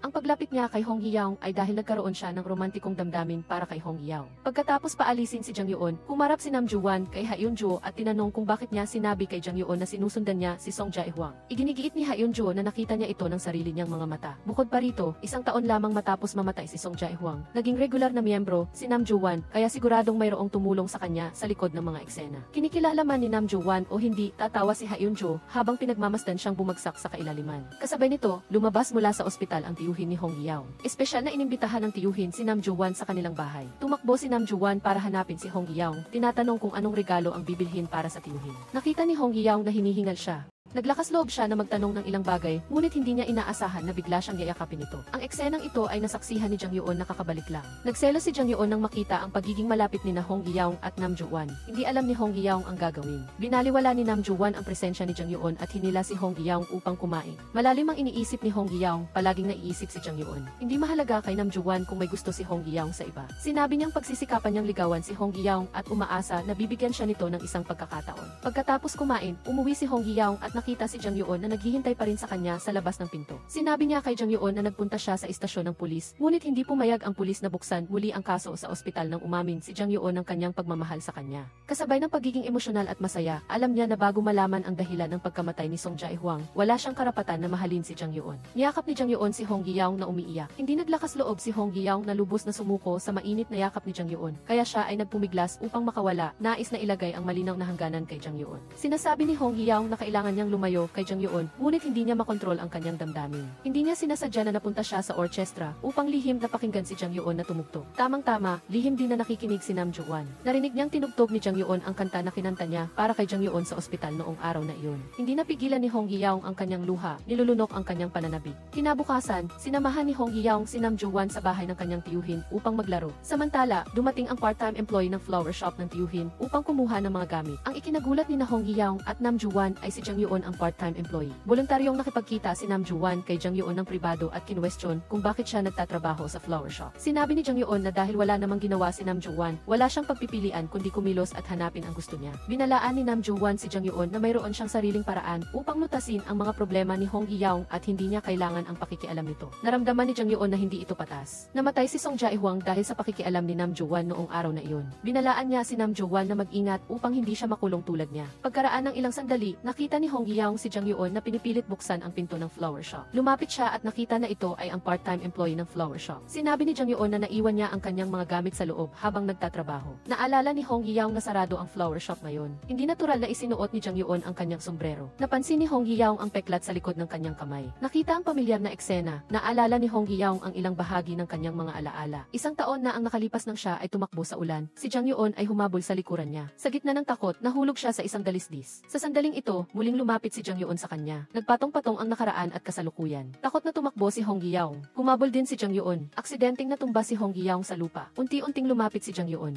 Nagkubkob siya para batiin si Hong Hee-young. Hinarap ni Hong Hee-young si Jang Yeon, nagmamakaawa na sabihin sa kanya kung ano ang hinahanap niya. Kaya niyang tulungan siya sa paghahanap basta't umalis lang si Jang Yeon sa flower shop at huwag magpakita sa pamilya ng kanyang tiyuhin. Nilinaw ni Jang Yeon na nangyari ang insidente sa imbakan. Bukod sa kanya at kay Song Jae-hwang, may isa pang tao. Sinaksak niya si Song Jae-hwang ngunit hindi nakamamatay. Iba ang pumatay kay Song Jae-hwang. Basta't makita niya ang ballpen na kasama sa pagbili ng instrument sa Music University at ibigay ito sa kanya, sasabihin niya kung sino pa ang nasa imbakan noong gabing iyon. Bumalik si Hong Hee-young sa bahay at ginulo ang lahat para hanapin ang ballpen, ngunit hindi niya ito makita kahit saan. Hula niya na maaaring ito ay nasa mga ari-arian ni Song Jae-hwang. Kaya, pumunta siya sa bahay ni Jang Yeon. Inimbento ni Jang Yeon ang dahilan na gusto niyang makita ang mga naiwang gamit ni Song Jae-hwang, baka sakaling may maalala siya. Kinuha ni Jang Yeon ang lahat ng gamit ni Song Jae-hwang. Gaya ng inaasahan, nakita ni Hong Hee-young ang ballpen sa bulsa ng jacket. Itinago niya ang ballpen sa kanyang kamay. Nag-aalangan ng matagal, ngunit hindi pa rin sinabi ang totoo kay Jang Yeon. Walang alam si Jang Yeon sa nangyari. Upang matulungan si Hong Hee-young na mawala ang kanyang kalungkutan, hiniling niya kay Jang Yeon na umalis sa flower shop. Sinabi pa rin ni Jang Yeon ang parehong bagay. Kung gusto niyang makipag-usap, kailangan niya ng pera. Hiniling ni Jang Yeon sa kanya na bigyan siya ng oras, siguradong makakakuha siya ng sapat na pera. Habang nangangalap si Jang Yeon ng pera, lumapit si Hong Hee-young kay Jang Yeon para makipag-ugnayan muna. Ibinigay niya ang ballpen at sinabi kay Jang Yeon na sabihin kung sino ang tatlong tao na lumabas sa imbakan. Sinabi ni Jang Yeon kay Nam Jo-wan na magpatugtog ng isang lumang kanta. Pagkatapos, sinabi niya kay Hong Hee-young na nagbago siya ng isip. Maaari siyang umalis sa flower shop, ngunit ang kapakipakinabang na impormasyon ay itatago niya para ipagpalit sa pera. Nagalit si Hong Hee-young ngunit wala siyang magawa. Ngunit bago umalis, sinabi ni Jang Yeon sa kanya na gusto niyang gumawa ng isang mabuting bagay. Kung mamamatay siya, dapat siyang maghanap ng mabuti. Maaaring may iniwan siyang regalo para kay Hong Hee-young. Akala ni Hong Hee-young ay niloloko na naman siya. Galit siyang tumayo at umalis. Kinuha ni Jang Yeon ang ballpen at hinanap si Professor Kang. Hindi siya makapaghintay na agawin ito, ngunit hindi pinayagan ni Jang Yeon. Binantaan niya si Professor Kang na kailangan niyang maglabas ng pera para ipagpalit. Nakipagkompromiso si Professor Kang at ibinigay muna sa kanya ang kalahati. Ngunit biglang nagbago ng isip si Jang Yeon. Bukod kay Professor Kang, marami pang gustong makakuha ng ballpen. Hahanap siya ng ibang taong makikipagnegosasyon. Muling hinanap ni Jang Yeon si Jang Yeon. Nagmamakaawa na sabihin sa kanya kung ano talaga ang nangyari noong araw na namatay si Song Jae-hwang. Sinabi ni Jang Yeon na hindi si Hong Hee-young ang pumatay kay Song Jae-hwang. Pagkatapos, sinabi niya kay Hong Hee-young na nagbago siya ng isip. Ang tanging si Nam Jo-wan lamang ang pinagpawisan ng malamig at napaupo sa lupa. Hiniling niya kay Hong Hee-young na alagaan siya at pagkatapos ay inakay siya ng pinuno ng departamento sa doktor. Palihim na lumabas si Jang Yeon sa party ng pagdiriwang. Tinawag niya si Hong Hee-young sa walang taong silid ng pagtatanghal at inamin na nakita niyang muli si Jang Yeon. Nilinaw ni Jang Yeon na hindi si Hong Hee-young ang tumulong kay Song Jae-hwang kundi ibang tao. Labis siyang nagsisisi dahil dati ay puno siya ng puot at hinala kay Hong Hee-young at ngayon ay sa wakas ay nabunutan na niya ang lahat ng pasanin at makakasama na si Hong Hee-young. Tuwang-tuwa si Hong Hee-young nang marinig niya ito. Gusto niyang sabihin na ibinigay niya ang ballpen kay Jang Yeon, ngunit wala siyang lakas ng loob. Gayunpaman, ang hindi inaasahan ng sinuman ay biglang pumanaw si Jang Yeon. Ang katawan ay nasa hagdanan ng gusali. Lahat ng miyembro ng orkestra ay lubhang nabalisa nang makita ang balita. Lalo na si Hong Hee-young na takot na takot. Hinanap niya si Jang Yeon na naghihinalang siya ang dahilan ng pagkamatay ni Jang Yeon. Nagtaka si Jang Yeon kung bakit ganoon ang iniisip ni Hong Hee-young. Sinabi ni Hong Hee-young na ibinigay niya ang ballpen mula sa mga ari-arian ni si Nam Jo-wan kay Jang Yeon. Labis na nagulat si Jang Yeon at sinisi si Hong Hee-young na dapat niya itong sinabi sa kanya kaagad. Hindi bababasa na nalaman nila ang sikreto sa ballpen ng mas maaga. Ngunit ngayon ay ganoon na ang nangyari, walang silbi ang pagsisi. Sinabi niya kay Hong Hee-young na kumalma at sabihin na hindi sila magkakilala kung sino man ang magtanong. Hinanap ni Jang Yeon si Ha Eun-jo. Nakita niya mismo na nagkita si Ha Eun-jo at Jang Yeon. Naghihinala si Jang Yeon na itinulak ni Nam Jo-wan si Jang Yeon sa hagdanan. Hiniling ni Nam Jo-wan na magbigay siya ng ebidensya, kung hindi ay gawa-gawa lamang ang lahat. Nahulaan din ni Ha Eun-jo na si Nam Jo-wan ang salarin. Sa mga nakaraang araw, muli niyang inayos ang kanyang mga iniisip. Sa simula, napakabuti niya kay Nam Jo-wan. Mula nang dumating si Hong Hee-young, nagkaroon ng malaking pagbabago sa relasyon nilang dalawa. Isang sagot lang ang mayroon, si Hong Hee-young ang testigo sa pagpatay kay Song Jae-hwang. Kung muling maibabalik ni Hong Hee-young ang kanyang alaala, mahihirapan si Nam Jo-wan sa kanyang sitwasyon. Kaya, pinanatili ni Nam Jo-wan si Hong Hee-young sa kanyang tabi. Muling idineklara ni Nam Jo-wan na hindi siya pumatay. Mabuti ang pakikitungo niya kay Hong Hee-young dahil talagang gusto niya ito. Lihim na sinimula ni Jang Yeon na sundan si Hong Hee-young. Sinusubaybayan niya si Nam Jo-wan at nakita niya mismo na nagkita si Nam Jo-wan at Professor Kang. Pareho silang naghihinala na ang isa ang pumatay kay Jang Yeon. Sinabi ni Nam Jo-wan kay Professor Kang na aminin na siya ang pumatay sa dalawang tao, sina Song Jae-hwang at Jang Yeon. Hiniling ni Professor Kang na magbigay siya ng ebidensya. Naniwala si Nam Jo-wan na ang ebidensya sa pagpatay kay Song Jae-hwang ay nasa kamay ni Jang Yeon, kaya pinatay niya si Jang Yeon. Nang makita na hindi umamin si Professor Kang, nagtanong si Nam Jo-wan ng isa pang pagdududa. Bakit sa simula pa lang ay siya ang pinili niya sa napakaraming estudyante para mag-aral sa ibang bansa? Ipinaliwanag ni Professor Kang na dahil kamukha niya si Nam Jo-wan noong siya ay bata pa. Nirecord ni Jang Yeon ang video ng dalawa at pinilit na tanungin si Professor Kang kung sino sa kanila ang pumatay. Patuloy pa ring sinasabi ni Professor Kang na kailangan niyang magbigay ng ebidensya. Binalaan siya ni Jang Yeon na nasa kanyang kamay ang recording ng kanilang usapan. Ang mga nilalamang ito ay tiyak na kapakipakinabang. Tinitigan ni Professor Kang ang likod ni Jang Yeon na umalis na may galit na ekspresyon. Dahil hindi nakakuha ng kapakipakinabang na impormasyon, sinabi ni Jang Yeon kay Hong Hee-young na alalahanin ang huling pagkakataon na nakita niya si Jang Yeon. Biglang naalala ni Hong Hee-young na sinabi ni Jang Yeon sa may-ari ng bar na magpatugtog ng isang lumang kanta at sinabi rin niyang may iniiwan siyang regalo para sa kanya. Nagpasya siyang pumunta sa mga lugar na madalas puntahan ni Jang Yeon bago siya mamatay upang maghanap. Kinabukasan, pumunta si Hong Hee-young sa bar ni Jang Yeon. Plano niyang tanungin ang may-ari ng bar nang biglang dumating ang pulis at tinanong ang may-ari ng bar kung may kakaibang kinilos si Jang Yeon bago siya mamatay. Sinabi ng ang may-ari ng bar na biglang bumili si Jang Yoon ng isang baukwet ng bulaklak. Ito ay isang napaka-espesyal na baukwet na may ilang dilaw na rosas. Biglang naalala ni Hong Hee-young na nakita niya ang baukwet na iyon sa sahig ng opisina ni Nam Joo-won. Noong panahong iyon, pinulot niya ang baukwet at inilagay sa mesa. Pumunta si Hong Hee-young sa opisina upang hanapin ang baukwet, ngunit hindi niya ito nakita. Inalughog niya ang desk ni Nam Joo-won at hindi sinasadyang nakita ang kutsilyo na ginamit sa pagpatay kay Song Jae-hwang. Muli niyang naalala ang eksena kung saan siya ay nakatali sa bodega. Sa sandaling ito, bumalik si Nam Joo-won at kinwestiyon kung ano ang ginagawa niya. Tiningnan ni Hong Hee-young sa mata si Nam Joo-won at nakita na parehong-pareho ito sa lalaking nakaitim sa bodega. Kinwestiyon niya siya tungkol sa nangyari sa bodega noong nakaraang taon. Ipinaliwanag ni Nam Joo-won na ang kutsilyong ito ay iniwan ni Jang Yoon.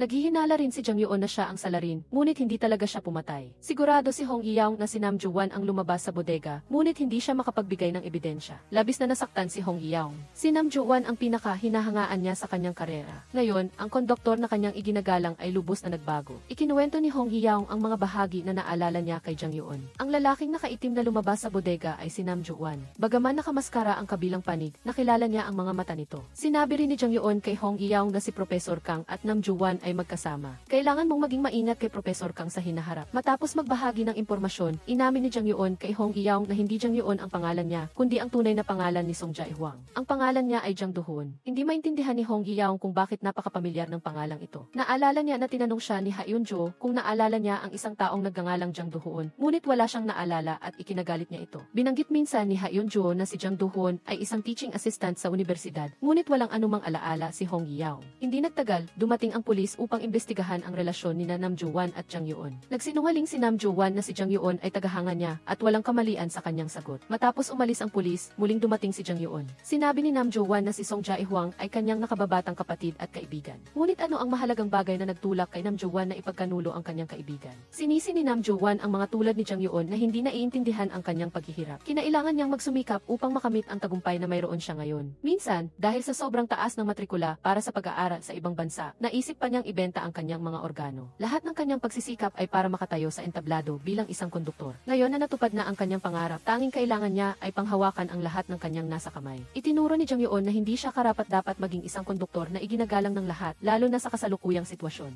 Kahit hindi direktang pumatay si Nam Joo-won, siya ay kasabwat. Ang pahayag na ito ay nagtulak kay Nam Joo-won na bumalik sa kanyang opisina. Inihingal siya, naaalala ang huling pagkakataon na nakita niya si Jang Yoon. Matapos umalis si Jang Yoon, hinabol niya ito at sumang-ayon na magbayad para bilhin ang hawak ni Jang Yoon dahil ang presensya ni Jang Yoon ay parang peste na kasuklam-suklam. Galit na sinumbatan ni Jang Yoon ang kanilang mga masasamang gawa, ngunit hindi sila umamin na sila ay mga gagong tao. Nagkaroon ng alitan sa pagitan ng dalawa at panandali ang nawalan ng kontrol. Si Nam Joo-won, itinulak si Jang Yoon at nahulog sa hagdanan. Bumalik sa kasalukuyan, dumating si Jang Yoon sa tirahan ni Jang Yoon upang maghanap ng mga pahiwati. Nakita niya ang resibo ng locker at dinala niya ito sa kaukulang lugar. Ipinabatid na ang bag na iniwan ni Jun sa locker ay kinuha. Nang suriin ang Keith-hee, napag-alaman na ang kumuha ng bag ay si Chogwan. Humaharap si Chogwan kay Professor Kang at sinabing nakita niya ang ballpen sa locker ni Jun, maaari niyang ibigay ang ballpen, ngunit may isang kondisyon. Kailangang siguraduhin ni Professor Kang na mananatili siya sa orkestra. Sa panig ni Jang Yoon, gusto niyang sabihin kay Hong Hee-young ang tungkol sa pagkuha ni Chogwan ng bag, hindi inaasahang naghihintay ang pulis sa pintuan. Inakusahan siyang suspect sa pagpatay kay Jun at inaresto siya. Lumalabas na may nagsumbong na nagkaroon ng pagtatalo sina Jang Yoon at Jun. Inimbestigahan ng pulis ang Keith at nakita ang video kung saan sinasaktan ni Jang Yoon si Jun. Tinitingnan niya si Jang Yoon na pinatay si Jun para ipaghiganti ang kanyang kapatid. Lubos na nababahala si Hong Hee-young sa pagkakaaresto kay Jang Yoon. Pinaghihinalaan niyang may kinalaman si Chogwan sa pagkamatay ni Jun. Pinayuhan niya si Chogwan na sumuko at huwag hayaang maging scapegoat ang inosenteng si Jang Yoon. Sinabihan siya ni Chogwan na huwag lang magsalita. Kung gusto niyang umamin siya, kailangan niyang magpakita ng ebidensya. Bagaman pinaghihinalaan si Jang Yoon sa pagpatay, pinakawalan siya dahil sa kakulangan ng sapat na ebidensya. Nakahinga ng maluwag si Hong Hee-young. Dinala ni Jang Yoon si Hong Hee-young para makipagkita sa propesor ng Universidad ng Musika. Sinisisi ng propesor ang sarili sa pananakit kina Jang Yoon at Hong Hee-young. Siya mismo ang humiling kay Hong Hee-young na maging assistant ni Jang Yoon noon. Hindi inaasahang maraming nangyari pagkatapos noon. Naalala ng propesor na minsang naglabas ng sama ng loob si Jang Yoon sa kanya tungkol sa kanyang kalungkutan. Gusto niya si Hong Hee-young ngunit may kasintahan na si Hong Hee-young at labis siyang nagdusa dahil dito. Umalis sa bahay ng propesor, umuwi si Hong Hee-young sa kanyang tiya para kumain. Bigla siyang nakakita ng isang mahalagang punto ng araw na iyon. Sinabi pa ni Jun na lihim siyang maghahanda ng isang maliit na bag at itatago ito sa isang lugar na gusto niya. Kapag siya ay namatay, maingat na hahanapin ito ni Hong Hee-young. Muling bumalik si Hong Hee-young sa tindahan kung saan niya nakilala si Jun. Tinanong ang may-ari ng tindahan kung may inihabilin si Jun. Sa wakas, naghintay din ang may-ari ng tindahan. Sinabi ni Hong Hee-young sa kanya na maghintay sandali. Gayunpaman, sa pagkakataong ito, nakita ni Hong Hee-young si Professor Kang na lumilitaw dito. Upang hindi mahalata ni Professor Kang ang mga pahiwatig, nagsinungaling si Hong Yaong na may emergency sa bahay at babalik na lang sa susunod. Hinabol siya ni Professor Kang at pinilit na ihatid siya pauwi. Habang naglalakbay, patuloy siyang nagtatanong kung ano ang nalalaman ni Hong Yaong. Nang maghiwalay sila, malinaw niyang binalaan si Hong Yaong na huwag magsalita ng kung ano-ano. Kung talagang sangkot si Hong Yaong sa kaso ng pagkamatay ng ina, masisira ang kanyang kinabukasan. Dumating si Jang Yoon sa tamang oras para sagipin si Hong Yaong. Inakusahan ni Jang Yoon si Professor Kang na pinilit ang pulisya, kaya siya naaresto. Dahil inimbestigahan niya at natuklasan na kinuha ni Cho Guan ang bag na itinago ni Jun at naglalaman ang bag na iyon ng pampatunay laban kay Professor Kang. Binalaan niya si Professor Kang na huwag manggulo sa iba. Mabilis, dadalhin niya si Professor Kang sa istasyon ng pulis. Pinaalis si Professor Kang. May kailangan si Jang Yoon kay Hyun-jo. Sinabi niyang kinuha ni Cho Guan ang bag ni Jun at bukod pa rito, nang nakatali si na Hong Yaong at Jang Yoon sa bodega, pumasok si Cho Guan na may dalang kutsilyo sa bodega. Hula niya na ang bag na kinuha ni Cho Guan ay naglalaman ng ebidensya na pumatay kay Jang Yoon ang ballpen na iyon. Umaasa siyang makakatulong si Hyun-jo sa paghahanap nito. Kahit papaano, gusto rin ni Hyun-jo si Cho Guan at hindi niya hahayaang lumayo pa si Cho Guan sa landas ng krimen. May damdamin pa rin si Hyun-jo kay Cho Guan. Pumunta siya sa bahay ni Cho Guan at nakaramdam ng pagkabahala nang malaman niyang sangkot sina Cho Guan at Professor Kang. Hindi malinaw kung noon pa mang estudyante si Cho Guan ay sinusuportahan na siya ni Professor Kang. Dahil sa pagdududa niya sa relasyon na ito, tinulungan lamang ni Jang Yoon si Professor Kang na magtrabaho. Kung talagang si Jang Yoon ang pumatay kay Jun, umaasa siyang susuko si Jang Yoon. Tinanggihan ni Jang Yoon ang hinala ni Hyun-jo at sinabihan siyang huwag nang makialam sa kanyang mga gawain. Sa ibang banda, nag-enjoy sina Jang Yoon at Hong Yaong sa kanilang date. Nagluto sila at sabay na kumain. Nagulat si Hong Yaong sa hiwaga ng tadhana. Sila ni Hyun-jo ay sabay na nakikinig sa lecture dati. Si Jang Yoon, bilang assistant lecturer, ay pumasok sa klase. Ipinakita nito na hindi niya sinasadyang nakita si Jang Yoon ng maraming beses. Kasabay nito, tiningnan ni Nam Ju-won ang college diary ni Hong Yaong. Mayroong litrato ni Jang Yoon sa loob. Nakasulat dito ang tunay na pangalan ni Jang Yoon bilang Jang Do-hoon. Para mapanatili ang kanyang posisyon bilang konduktor, naghanap si Jang Yoon ng dahilan para umatras si Jang Yoon sa rehearsal. Bitbit ni Jang Yoon ang mga ulat, peking resibo at iba't ibang detalye ng katiwalian. Binantaan niya ang pinuno ng departamento na si Santehin. Umalis si Jang Yoon sa opisina. Napansin ni Jang Yoon na nataranta ang assistant sa araw ng pagtatanghal. Ang assistant ay naghanap kay Jang Yoon sa lahat ng dako. Pinaghihinalaan din niya na maaaring alam ng kalaban ang sikreto ni Jang Yoon. Tinanong niya ang assistant kung ano ang nakita niya noong araw na iyon. Kung itatago niya ito, magkakasala siya ng pagtatakip. Kinakabahan na isinalaysay ng assistant na bago ang pagtatanghal, naghanap siya kay Jang Yoon sa lahat ng dako. Sa wakas, pagtingin sa bintana, nakita niya ang anino ng taong nabanggit. Dito, tila may naisip siyang nakakatakot, kaya mabilis siyang tumakbo. Pagkatapos, ibinigay ni Jang Yoon ang video kung saan nagkita sina Jang Yoon at Professor Kang sa pulisya. Sa video, ilang beses na nabanggit sa usapan ng dalawa si Jun, agad na kinwestiyon ng pulisya si Jang Yoon. Sinabi ni Jang Yoon na pinaghihinalaan siya ni Professor Kang sa pagpatay kay Jun at dahil dito ay nagkaroon sila ng alitan, ngunit hindi siya ang pumatay. Dahil sa kakulangan ng ebidensya, pinakawalan si Jang Yoon. Pumunta siya para harapin si Professor Kang at ipinabatid na ang video na ni-record ni Jang Yoon ay nasa kamay na ng pulisya. Pinatawag siya ng pulisya at naniniwala siyang malapit na rin ang turn ni Professor Kang.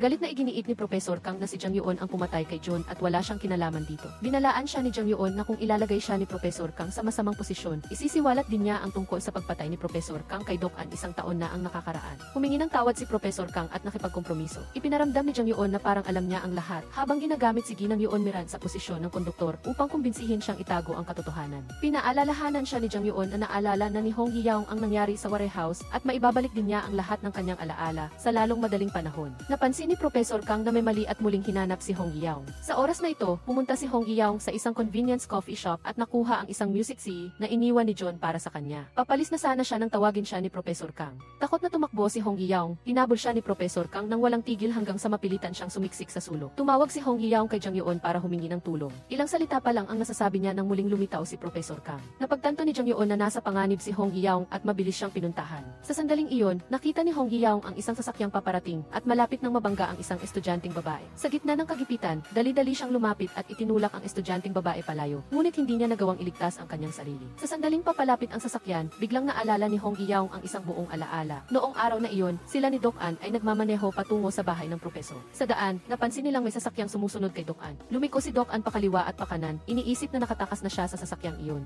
Hindi inaasahang bumilis bigla ang sasakyang Kia at direktang bumangga sa kanilang sasakyan. Pagkatapos, silang dalawa ni Dok-an ay piniringan ang mga mata, tinalian ang mga kamay at ikinulong sa warehouse. Upang aliwin siya, kinantahan siya ni Doc An. Nang akmang magpapahayag na si Doc An ng damdamin, isang lalaking nakaitim ang pumasok. Inihagis ang kutsilyo sa tabi ni Hong Yaong at sinabihan silang putulin ang lubid at mabilis na tumakas. Napansin ni Doc An na si Jang Yeon iyon. Tinanggal ni Hong Yaong ang piring at nakita ang mga mata ng dumating, kumpirmadong si Jang Yeon nga iyon. Pinutol ni Hong Yaong ang mga tali ni Doc An, mahigpit pa ring hawak ang kutsilyo. Tumakas sila ni Doc An mula sa warehouse. Tumakbo sila ng mabilis sa ulan sa kalsada. Nahulog ni Hong Yaong ang kanyang sapatos at tinulungan siya ni Doc An na kunin ito. Biglang may sasakyang humaharurot patungo sa kanila. Upang protektahan si Hong Yaong, niyakap siya ni Doc An at gumulong sila sa gilid. Ngunit sa kasamaang palad ay nasaksak siya ng kutsilyo sa kamay ni Hong Yaong. Balik sa kasalukuyan, dinala ni Jang Yeon si Hong Yaong sa ospital matapos ang aksidente. Sinisisi ng tiyahin at kapatid na babae ni Hong Yaong si Jang Yeon, sinasabing mula nang lumitaw siya, nagulo ang tahimik na buhay ni Hong Yaong. Nagmakaawa sila na iwasan niya si Hong Yaong sa hinaharap. Sinisisi ni Jang Yeon ang kanyang sarili at nag-aalala. Sa sandaling ito, nakatanggap siya ng isang video mula sa assistant ito ang video kung saan nagtatalo sina Jang Yeon at Jun sa hagdanan at naitulak si Jun pababa ng hagdan. Nang malaman ni Jang Yeon ang aksidente ni Hong Yaong, nagmadali siyang pumunta sa ospital para bisitahin siya. Ngunit sa kasamaang palad, hindi pa rin nagigising si Hong Yaong. Bago umalis, tinawag siya ni Jang Yeon. Prangkahang sinabi ni Jang Yeon na hawak niya ang video kung saan pinatay niya si Jun at umaasa siyang susuko siya. Kasabay nito, tinanong niya kung sino talaga ang pumatay kay Doc An. Iginigiit ni Jang Yeon na hindi niya alam kung sino ang pumatay kay Doc An. Pinaalalahanan siya ni Jang Yeon na ang kanyang pananahimik ay magdudulot ng kapahamakan sa maraming tao at ang susunod ay maaaring si Hong Yaong.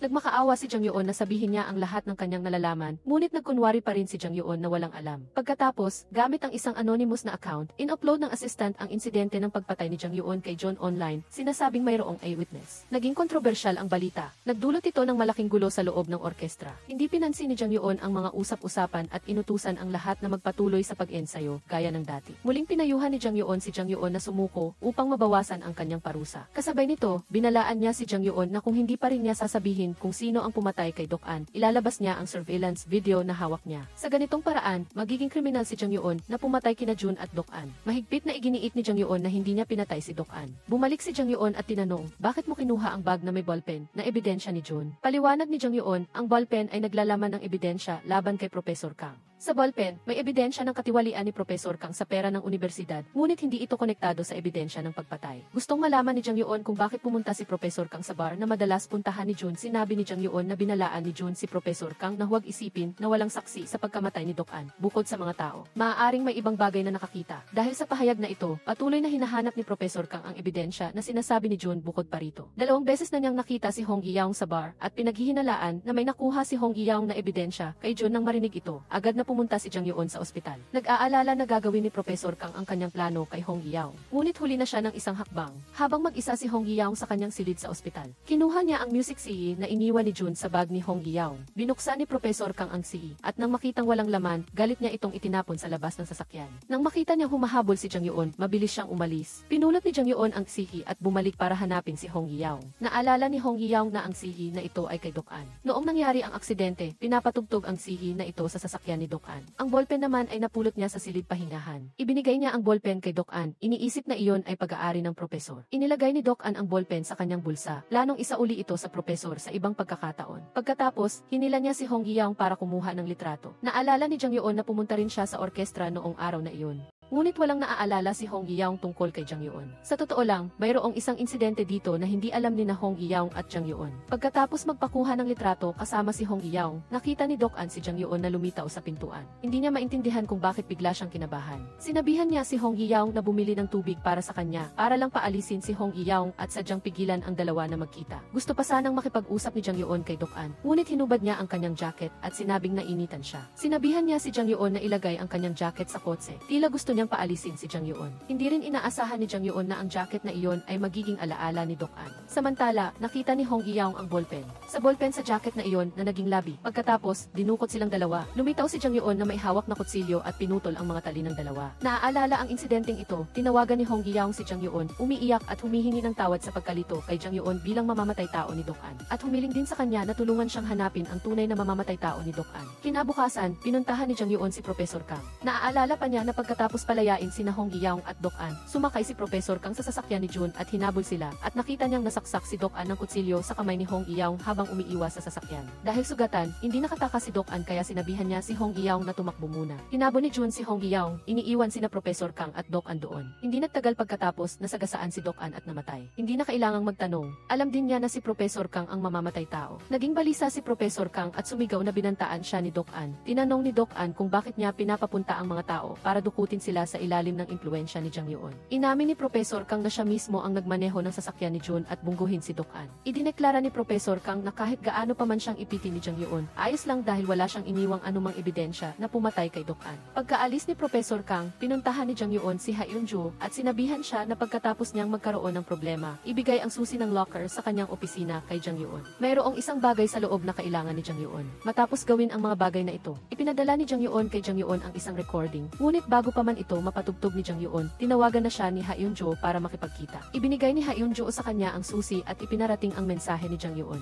Sa sandaling lumabas si Jang Yoon sa ospital, hinanap na siya ng pulisya at inaresto sa hinalang pagpatay kay Jun. Pumunta si Jang Yoon sa opisina ni Jang Yoon. Bago niya buksan ang locker, pinakinggan niya ang recording na ipinadala ni Jang Yoon sa kanya. Ito ang pag-uusap ni Jang Yoon at Professor Kang. Inamin ni Professor Kang na pinatay niya si Doc An. Binuksan niya ang locker at nakita ang bag ni Jun kasama ang ballpen. Sa loob ng ballpen ay mayroong memory card na naglalaman ng ebidensya ng katiwalian ni Professor Kang. Muli niyang sinuri ang iba pang gamit sa bag. Mayroong maraming sobre ng sweldo na may petsa. Isa sa mga ito ay may petsa na eksaktong araw ng pagkamatay ni Doc An. Sa loob nito ay isa pang memory card. Sinuri niya ang nilalaman ng memory card at lumabas na ito ay ang video ng araw na nasaktan si Doc An. Nakahiga si Doc An sa lupa. Lumabas si Professor Kang mula sa sasakyan at lumapit sa kanya. Nag-usap sila ng ilang sandali. Bumalik si Professor Kang sa sasakyan at sinagasaan si Doc An. Napilit bumangon at pinatay siya. Kasabay nito, naalala rin ni Hong Yaong na natutulog ang eksena noon. Matapos palayain ni Jang Yoon, pinrotektahan siya ni Doc An mula sa paparating na sasakyan, ngunit nasaksak siya ng kutsilyo sa kamay ni Hong Yaong. Sa takot, umiyak siya ng malakas at nakita si Jun na bumaba mula sa sasakyan at lumapit. Pinayuhan ni Doc An si Hong Yaong na tumakbo muna. Tumakbo sa ligtas na lugar at tumawag ng pulis. Lubos na nalulunod si Hong Yaong sa kanyang mga alaala at hindi makatakas. Ngunit isang tao ang tahimik na pumasok sa silid at iniabot ang kamay sa kanya. Nagulat na idinilat ni Hong Yaong ang kanyang mga mata at nakita si Professor Kang na nakatayo sa tabi ng kama. Kinuwestiyon ni Professor Kang si Hong Yaong kung ano ang nakuha niya kay Jun. Nagtanong naman si Hong Yaong kung nandoon si Professor Kang sa pinangyarihan ng krimen noong araw na iyon. Naalala niya ang sandaling lumapit si Jun sa kanya at kay Doc An. Lumingon siya at naaalala ang mga ilaw ng sasakyan at nakita si Professor Kang na nakaupo sa likuran. Nang marinig ito, nagalit si Professor Kang at sinakal si Hong Yaong. Sinubukang patayin siya upang manahimik. Sa sandaling iyon, pumasok ang tiyahin ni Hong Yaong sa silid, kaya napilitan si Professor Kang na bitawan siya at magkunwari na bumibisita lamang. Umalis si Professor Kang sa silid ng ospital at pagdating niya sa underground parking lot, may isang sasakyang humarurot papunta sa kanya. Sa sobrang takot, naupo siya sa lupa. Nang malapit nang bumangga ang sasakyan sa kanya, bigla itong preno. Lumabas si Jang Yoon mula sa sasakyan. Labis na ikinagalit ni Jang Yoon ang pagpatay ni Professor Kang sa kanyang nakababatang kapatid. Ngunit hindi niya maaaring sirain ang kanyang buong buhay para lang gumanti sa masamang tao. Gusto niyang ang masamang tao ay maparusahan ng batas at magsisi sa korte. Mariing iginiit pa rin ni Professor Kang na paninirang puri lang ang ginagawa ni Jang Yoon at walang ebidensyang magpapatunay na pinatay niya si Doc An. Nang makita ni Jang Yoon na matigas pa rin siya, ipinadala niya rito ang video kung saan minaneho niya ang sasakyan at sinagasaan si Doc An. Namutla si Professor Kang. Hindi niya inakala na may ebidensya si Jun sa kanyang pagpatay at natagpuan pa ito ni Jang Yoon. Dito, sa wakas ay nabunyag ang katotohanan sa pagkamatay ni Doc An. Hindi sinasadyang napulot ni Hong Yaong ang ballpen na may ebidensya ng katiwalian ni Professor Kang. Akala niya at ni Doc An ay pag-aari ng ibang profesor ang ballpen, kaya nilayo nilang isauli ito. Ngunit, hindi inaasahang ibinigay ni Doc An ang kanyang damit at ang ballpen kay Jang Yoon. Para pilitin si Doc An na ibigay ang ballpen, binayaran ni Professor Kang si Jun para dukutin sina Doc An at Hong Yaong. Si Jang Yoon, na patuloy na sinusuportahan ni Professor Kang at nagtatrabaho para sa kanya, ay lihim na pinalaya ang dalawa. Hindi niya inakala na hahabulin sila ni na Professor Kang at Jun habang umiiwas sa sasakyan, ang kutsilyo sa kamay ni Hong Yaong.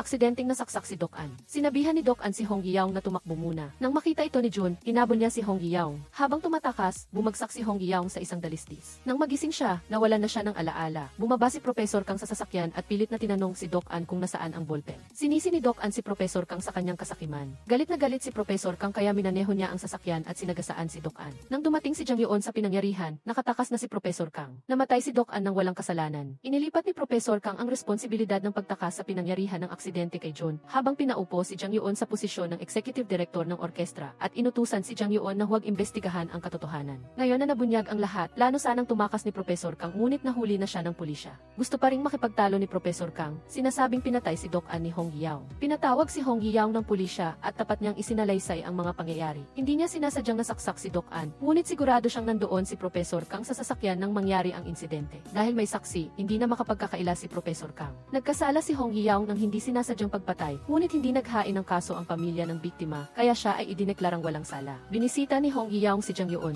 Nahulaan niya na pinatira siya ni Jang Yoon para magtrabaho dahil nag-aalala siya na gagawin ni na Jun at Professor Kang ang kanilang plano laban sa kanya. Pinoprotektahan siya ni Jang Yoon sa ibang paraan. Matapos humupa ang lahat, dinala ni Jang Yoon si Hong Yaong sa camping. Nagkaroon sila ng date, ang pinakamasayang araw mula nang magkakilala sila. Bago matulog, hinawakan ni Hong Yaong ang kamay ni Jang Yoon. Nagagalak na pagkatapos ng lahat ng pagsubok, magkasama pa rin sila. Umaasa siyang hindi na sila maghihiwalay magpakailanman. Pagkatapos ng camping trip, ibinigay ni Nam Ju-wan kay Hong Yaong ang kanyang diary na nagpapahiwatig na matagal na niyang kilala si Jang Yoon. Nakita ni Hong Yaong ang litrato na may nakasulat na tunay na pangalan ni Jang Yoon bilang Jang Do-hoon. Biglang bumalik ang mga nakalimutang alaala. Sa mga araw na naging assistant siya ni Doc An, kumuha si Doc An ng maraming litrato niya. Tiningnan ni Hong Yaong ang kanyang mga litrato at mayroon ding ilang litrato ni Jang Do-hoon sa mga ito. Tuwang-tuwa niyang sinabi kay Doc An, ito ang assistant lecturer na lihim kong minamahal. Pagkatapos noon, umalis ang assistant lecturer sa paaralan at hindi na alam kung saan nagpunta. Sinabi ni Doc An na kapatid niya iyon at kasalukuyan itong nasa Amerika. Hiningi ni Hong Yaong ang litrato bilang alaala at siya mismo ang nagsulat ng pangalan ni Jang Do-hoon doon. Napagtanto niya na matagal na pala niyang gusto si Jang Yoon. Nagulat at natuwa si Hong Yaong. Mabilis siyang tumakbo para hanapin si Jang Yoon, ngunit umalis na ito at iniwan lamang siya ng isang liham. Nakasulat sa liham na nalulungkot siya dahil pinapabalik niya ang masakit na alaala na nagdulot sa kanya ng maraming pinsala at umaasa siyang sa hinaharap ang buhay niya ay puro kaligayahan at kagalakan lamang. Isang taon ang lumipas sa isang iglap. Si Hong Yaong ay naging opisyal na tambulero ng orkestra. Pagkalabas ng bilangguan, nagturo si Jang Yoon sa malalayong lugar. Pumunta siya sa dating orkestra upang hanapin ang pinuno ng departamento para sa pakikipagtulungan. Umaasa na ang mga miyembro ng orkestra ay maaaring pumunta sa kanayunan upang magturo at ibigay din ang mga napalitan ng instrumento sa kanila bawat 5 taon. Malugod na sumang-ayon ang pinuno ng departamento. Nang handa na si Jang Yoon na umalis, nakita niya si Ha-yeon-jo. Nagkatinginan sila at ngumiti pagkatapos ay nagkahiwalay. Muli niyang tiningnan si Hong Yaong sa bintana, labis na natutuwa na sa wakas ay natupad na ni Hong Yaong ang kanyang pangarap na tumayo sa entablado. Pumunta si Hong Yaong sa isang convenience store at kumain ng instant noodles. Isang lalaki sa tabi niya ang kumakain din ng parehong pagkain. Lumingon siya at nakita niya si Jang Yoon na umalis 1 taon na ang nakakaraan. Labis siyang nagalit dahil umalis si Jang Yoon nang walang paalam. Taos pusong ipinahayag ni Jang Yoon na araw-araw pagkatapos niyang umalis, iniisip niya si Hong Yaong. Sa pagkakataong ito, gaano man kahirap, mananatili siya sa piling ni Hong Yaong at hindi na siya iiwan. Naghawak sila ng kamay na may masaya at mainit ng ngiti sa kanilang mga mukha. Tapos na ang pelikula. Dito na lang tayo sa ngayon. Sana ay mag-like, comment, at mag-follow kayo sa aming channel sa panonood ng pelikula at pag-review ng pelikula. Magpo-post ako ng regular sa buong araw. Nakangiti.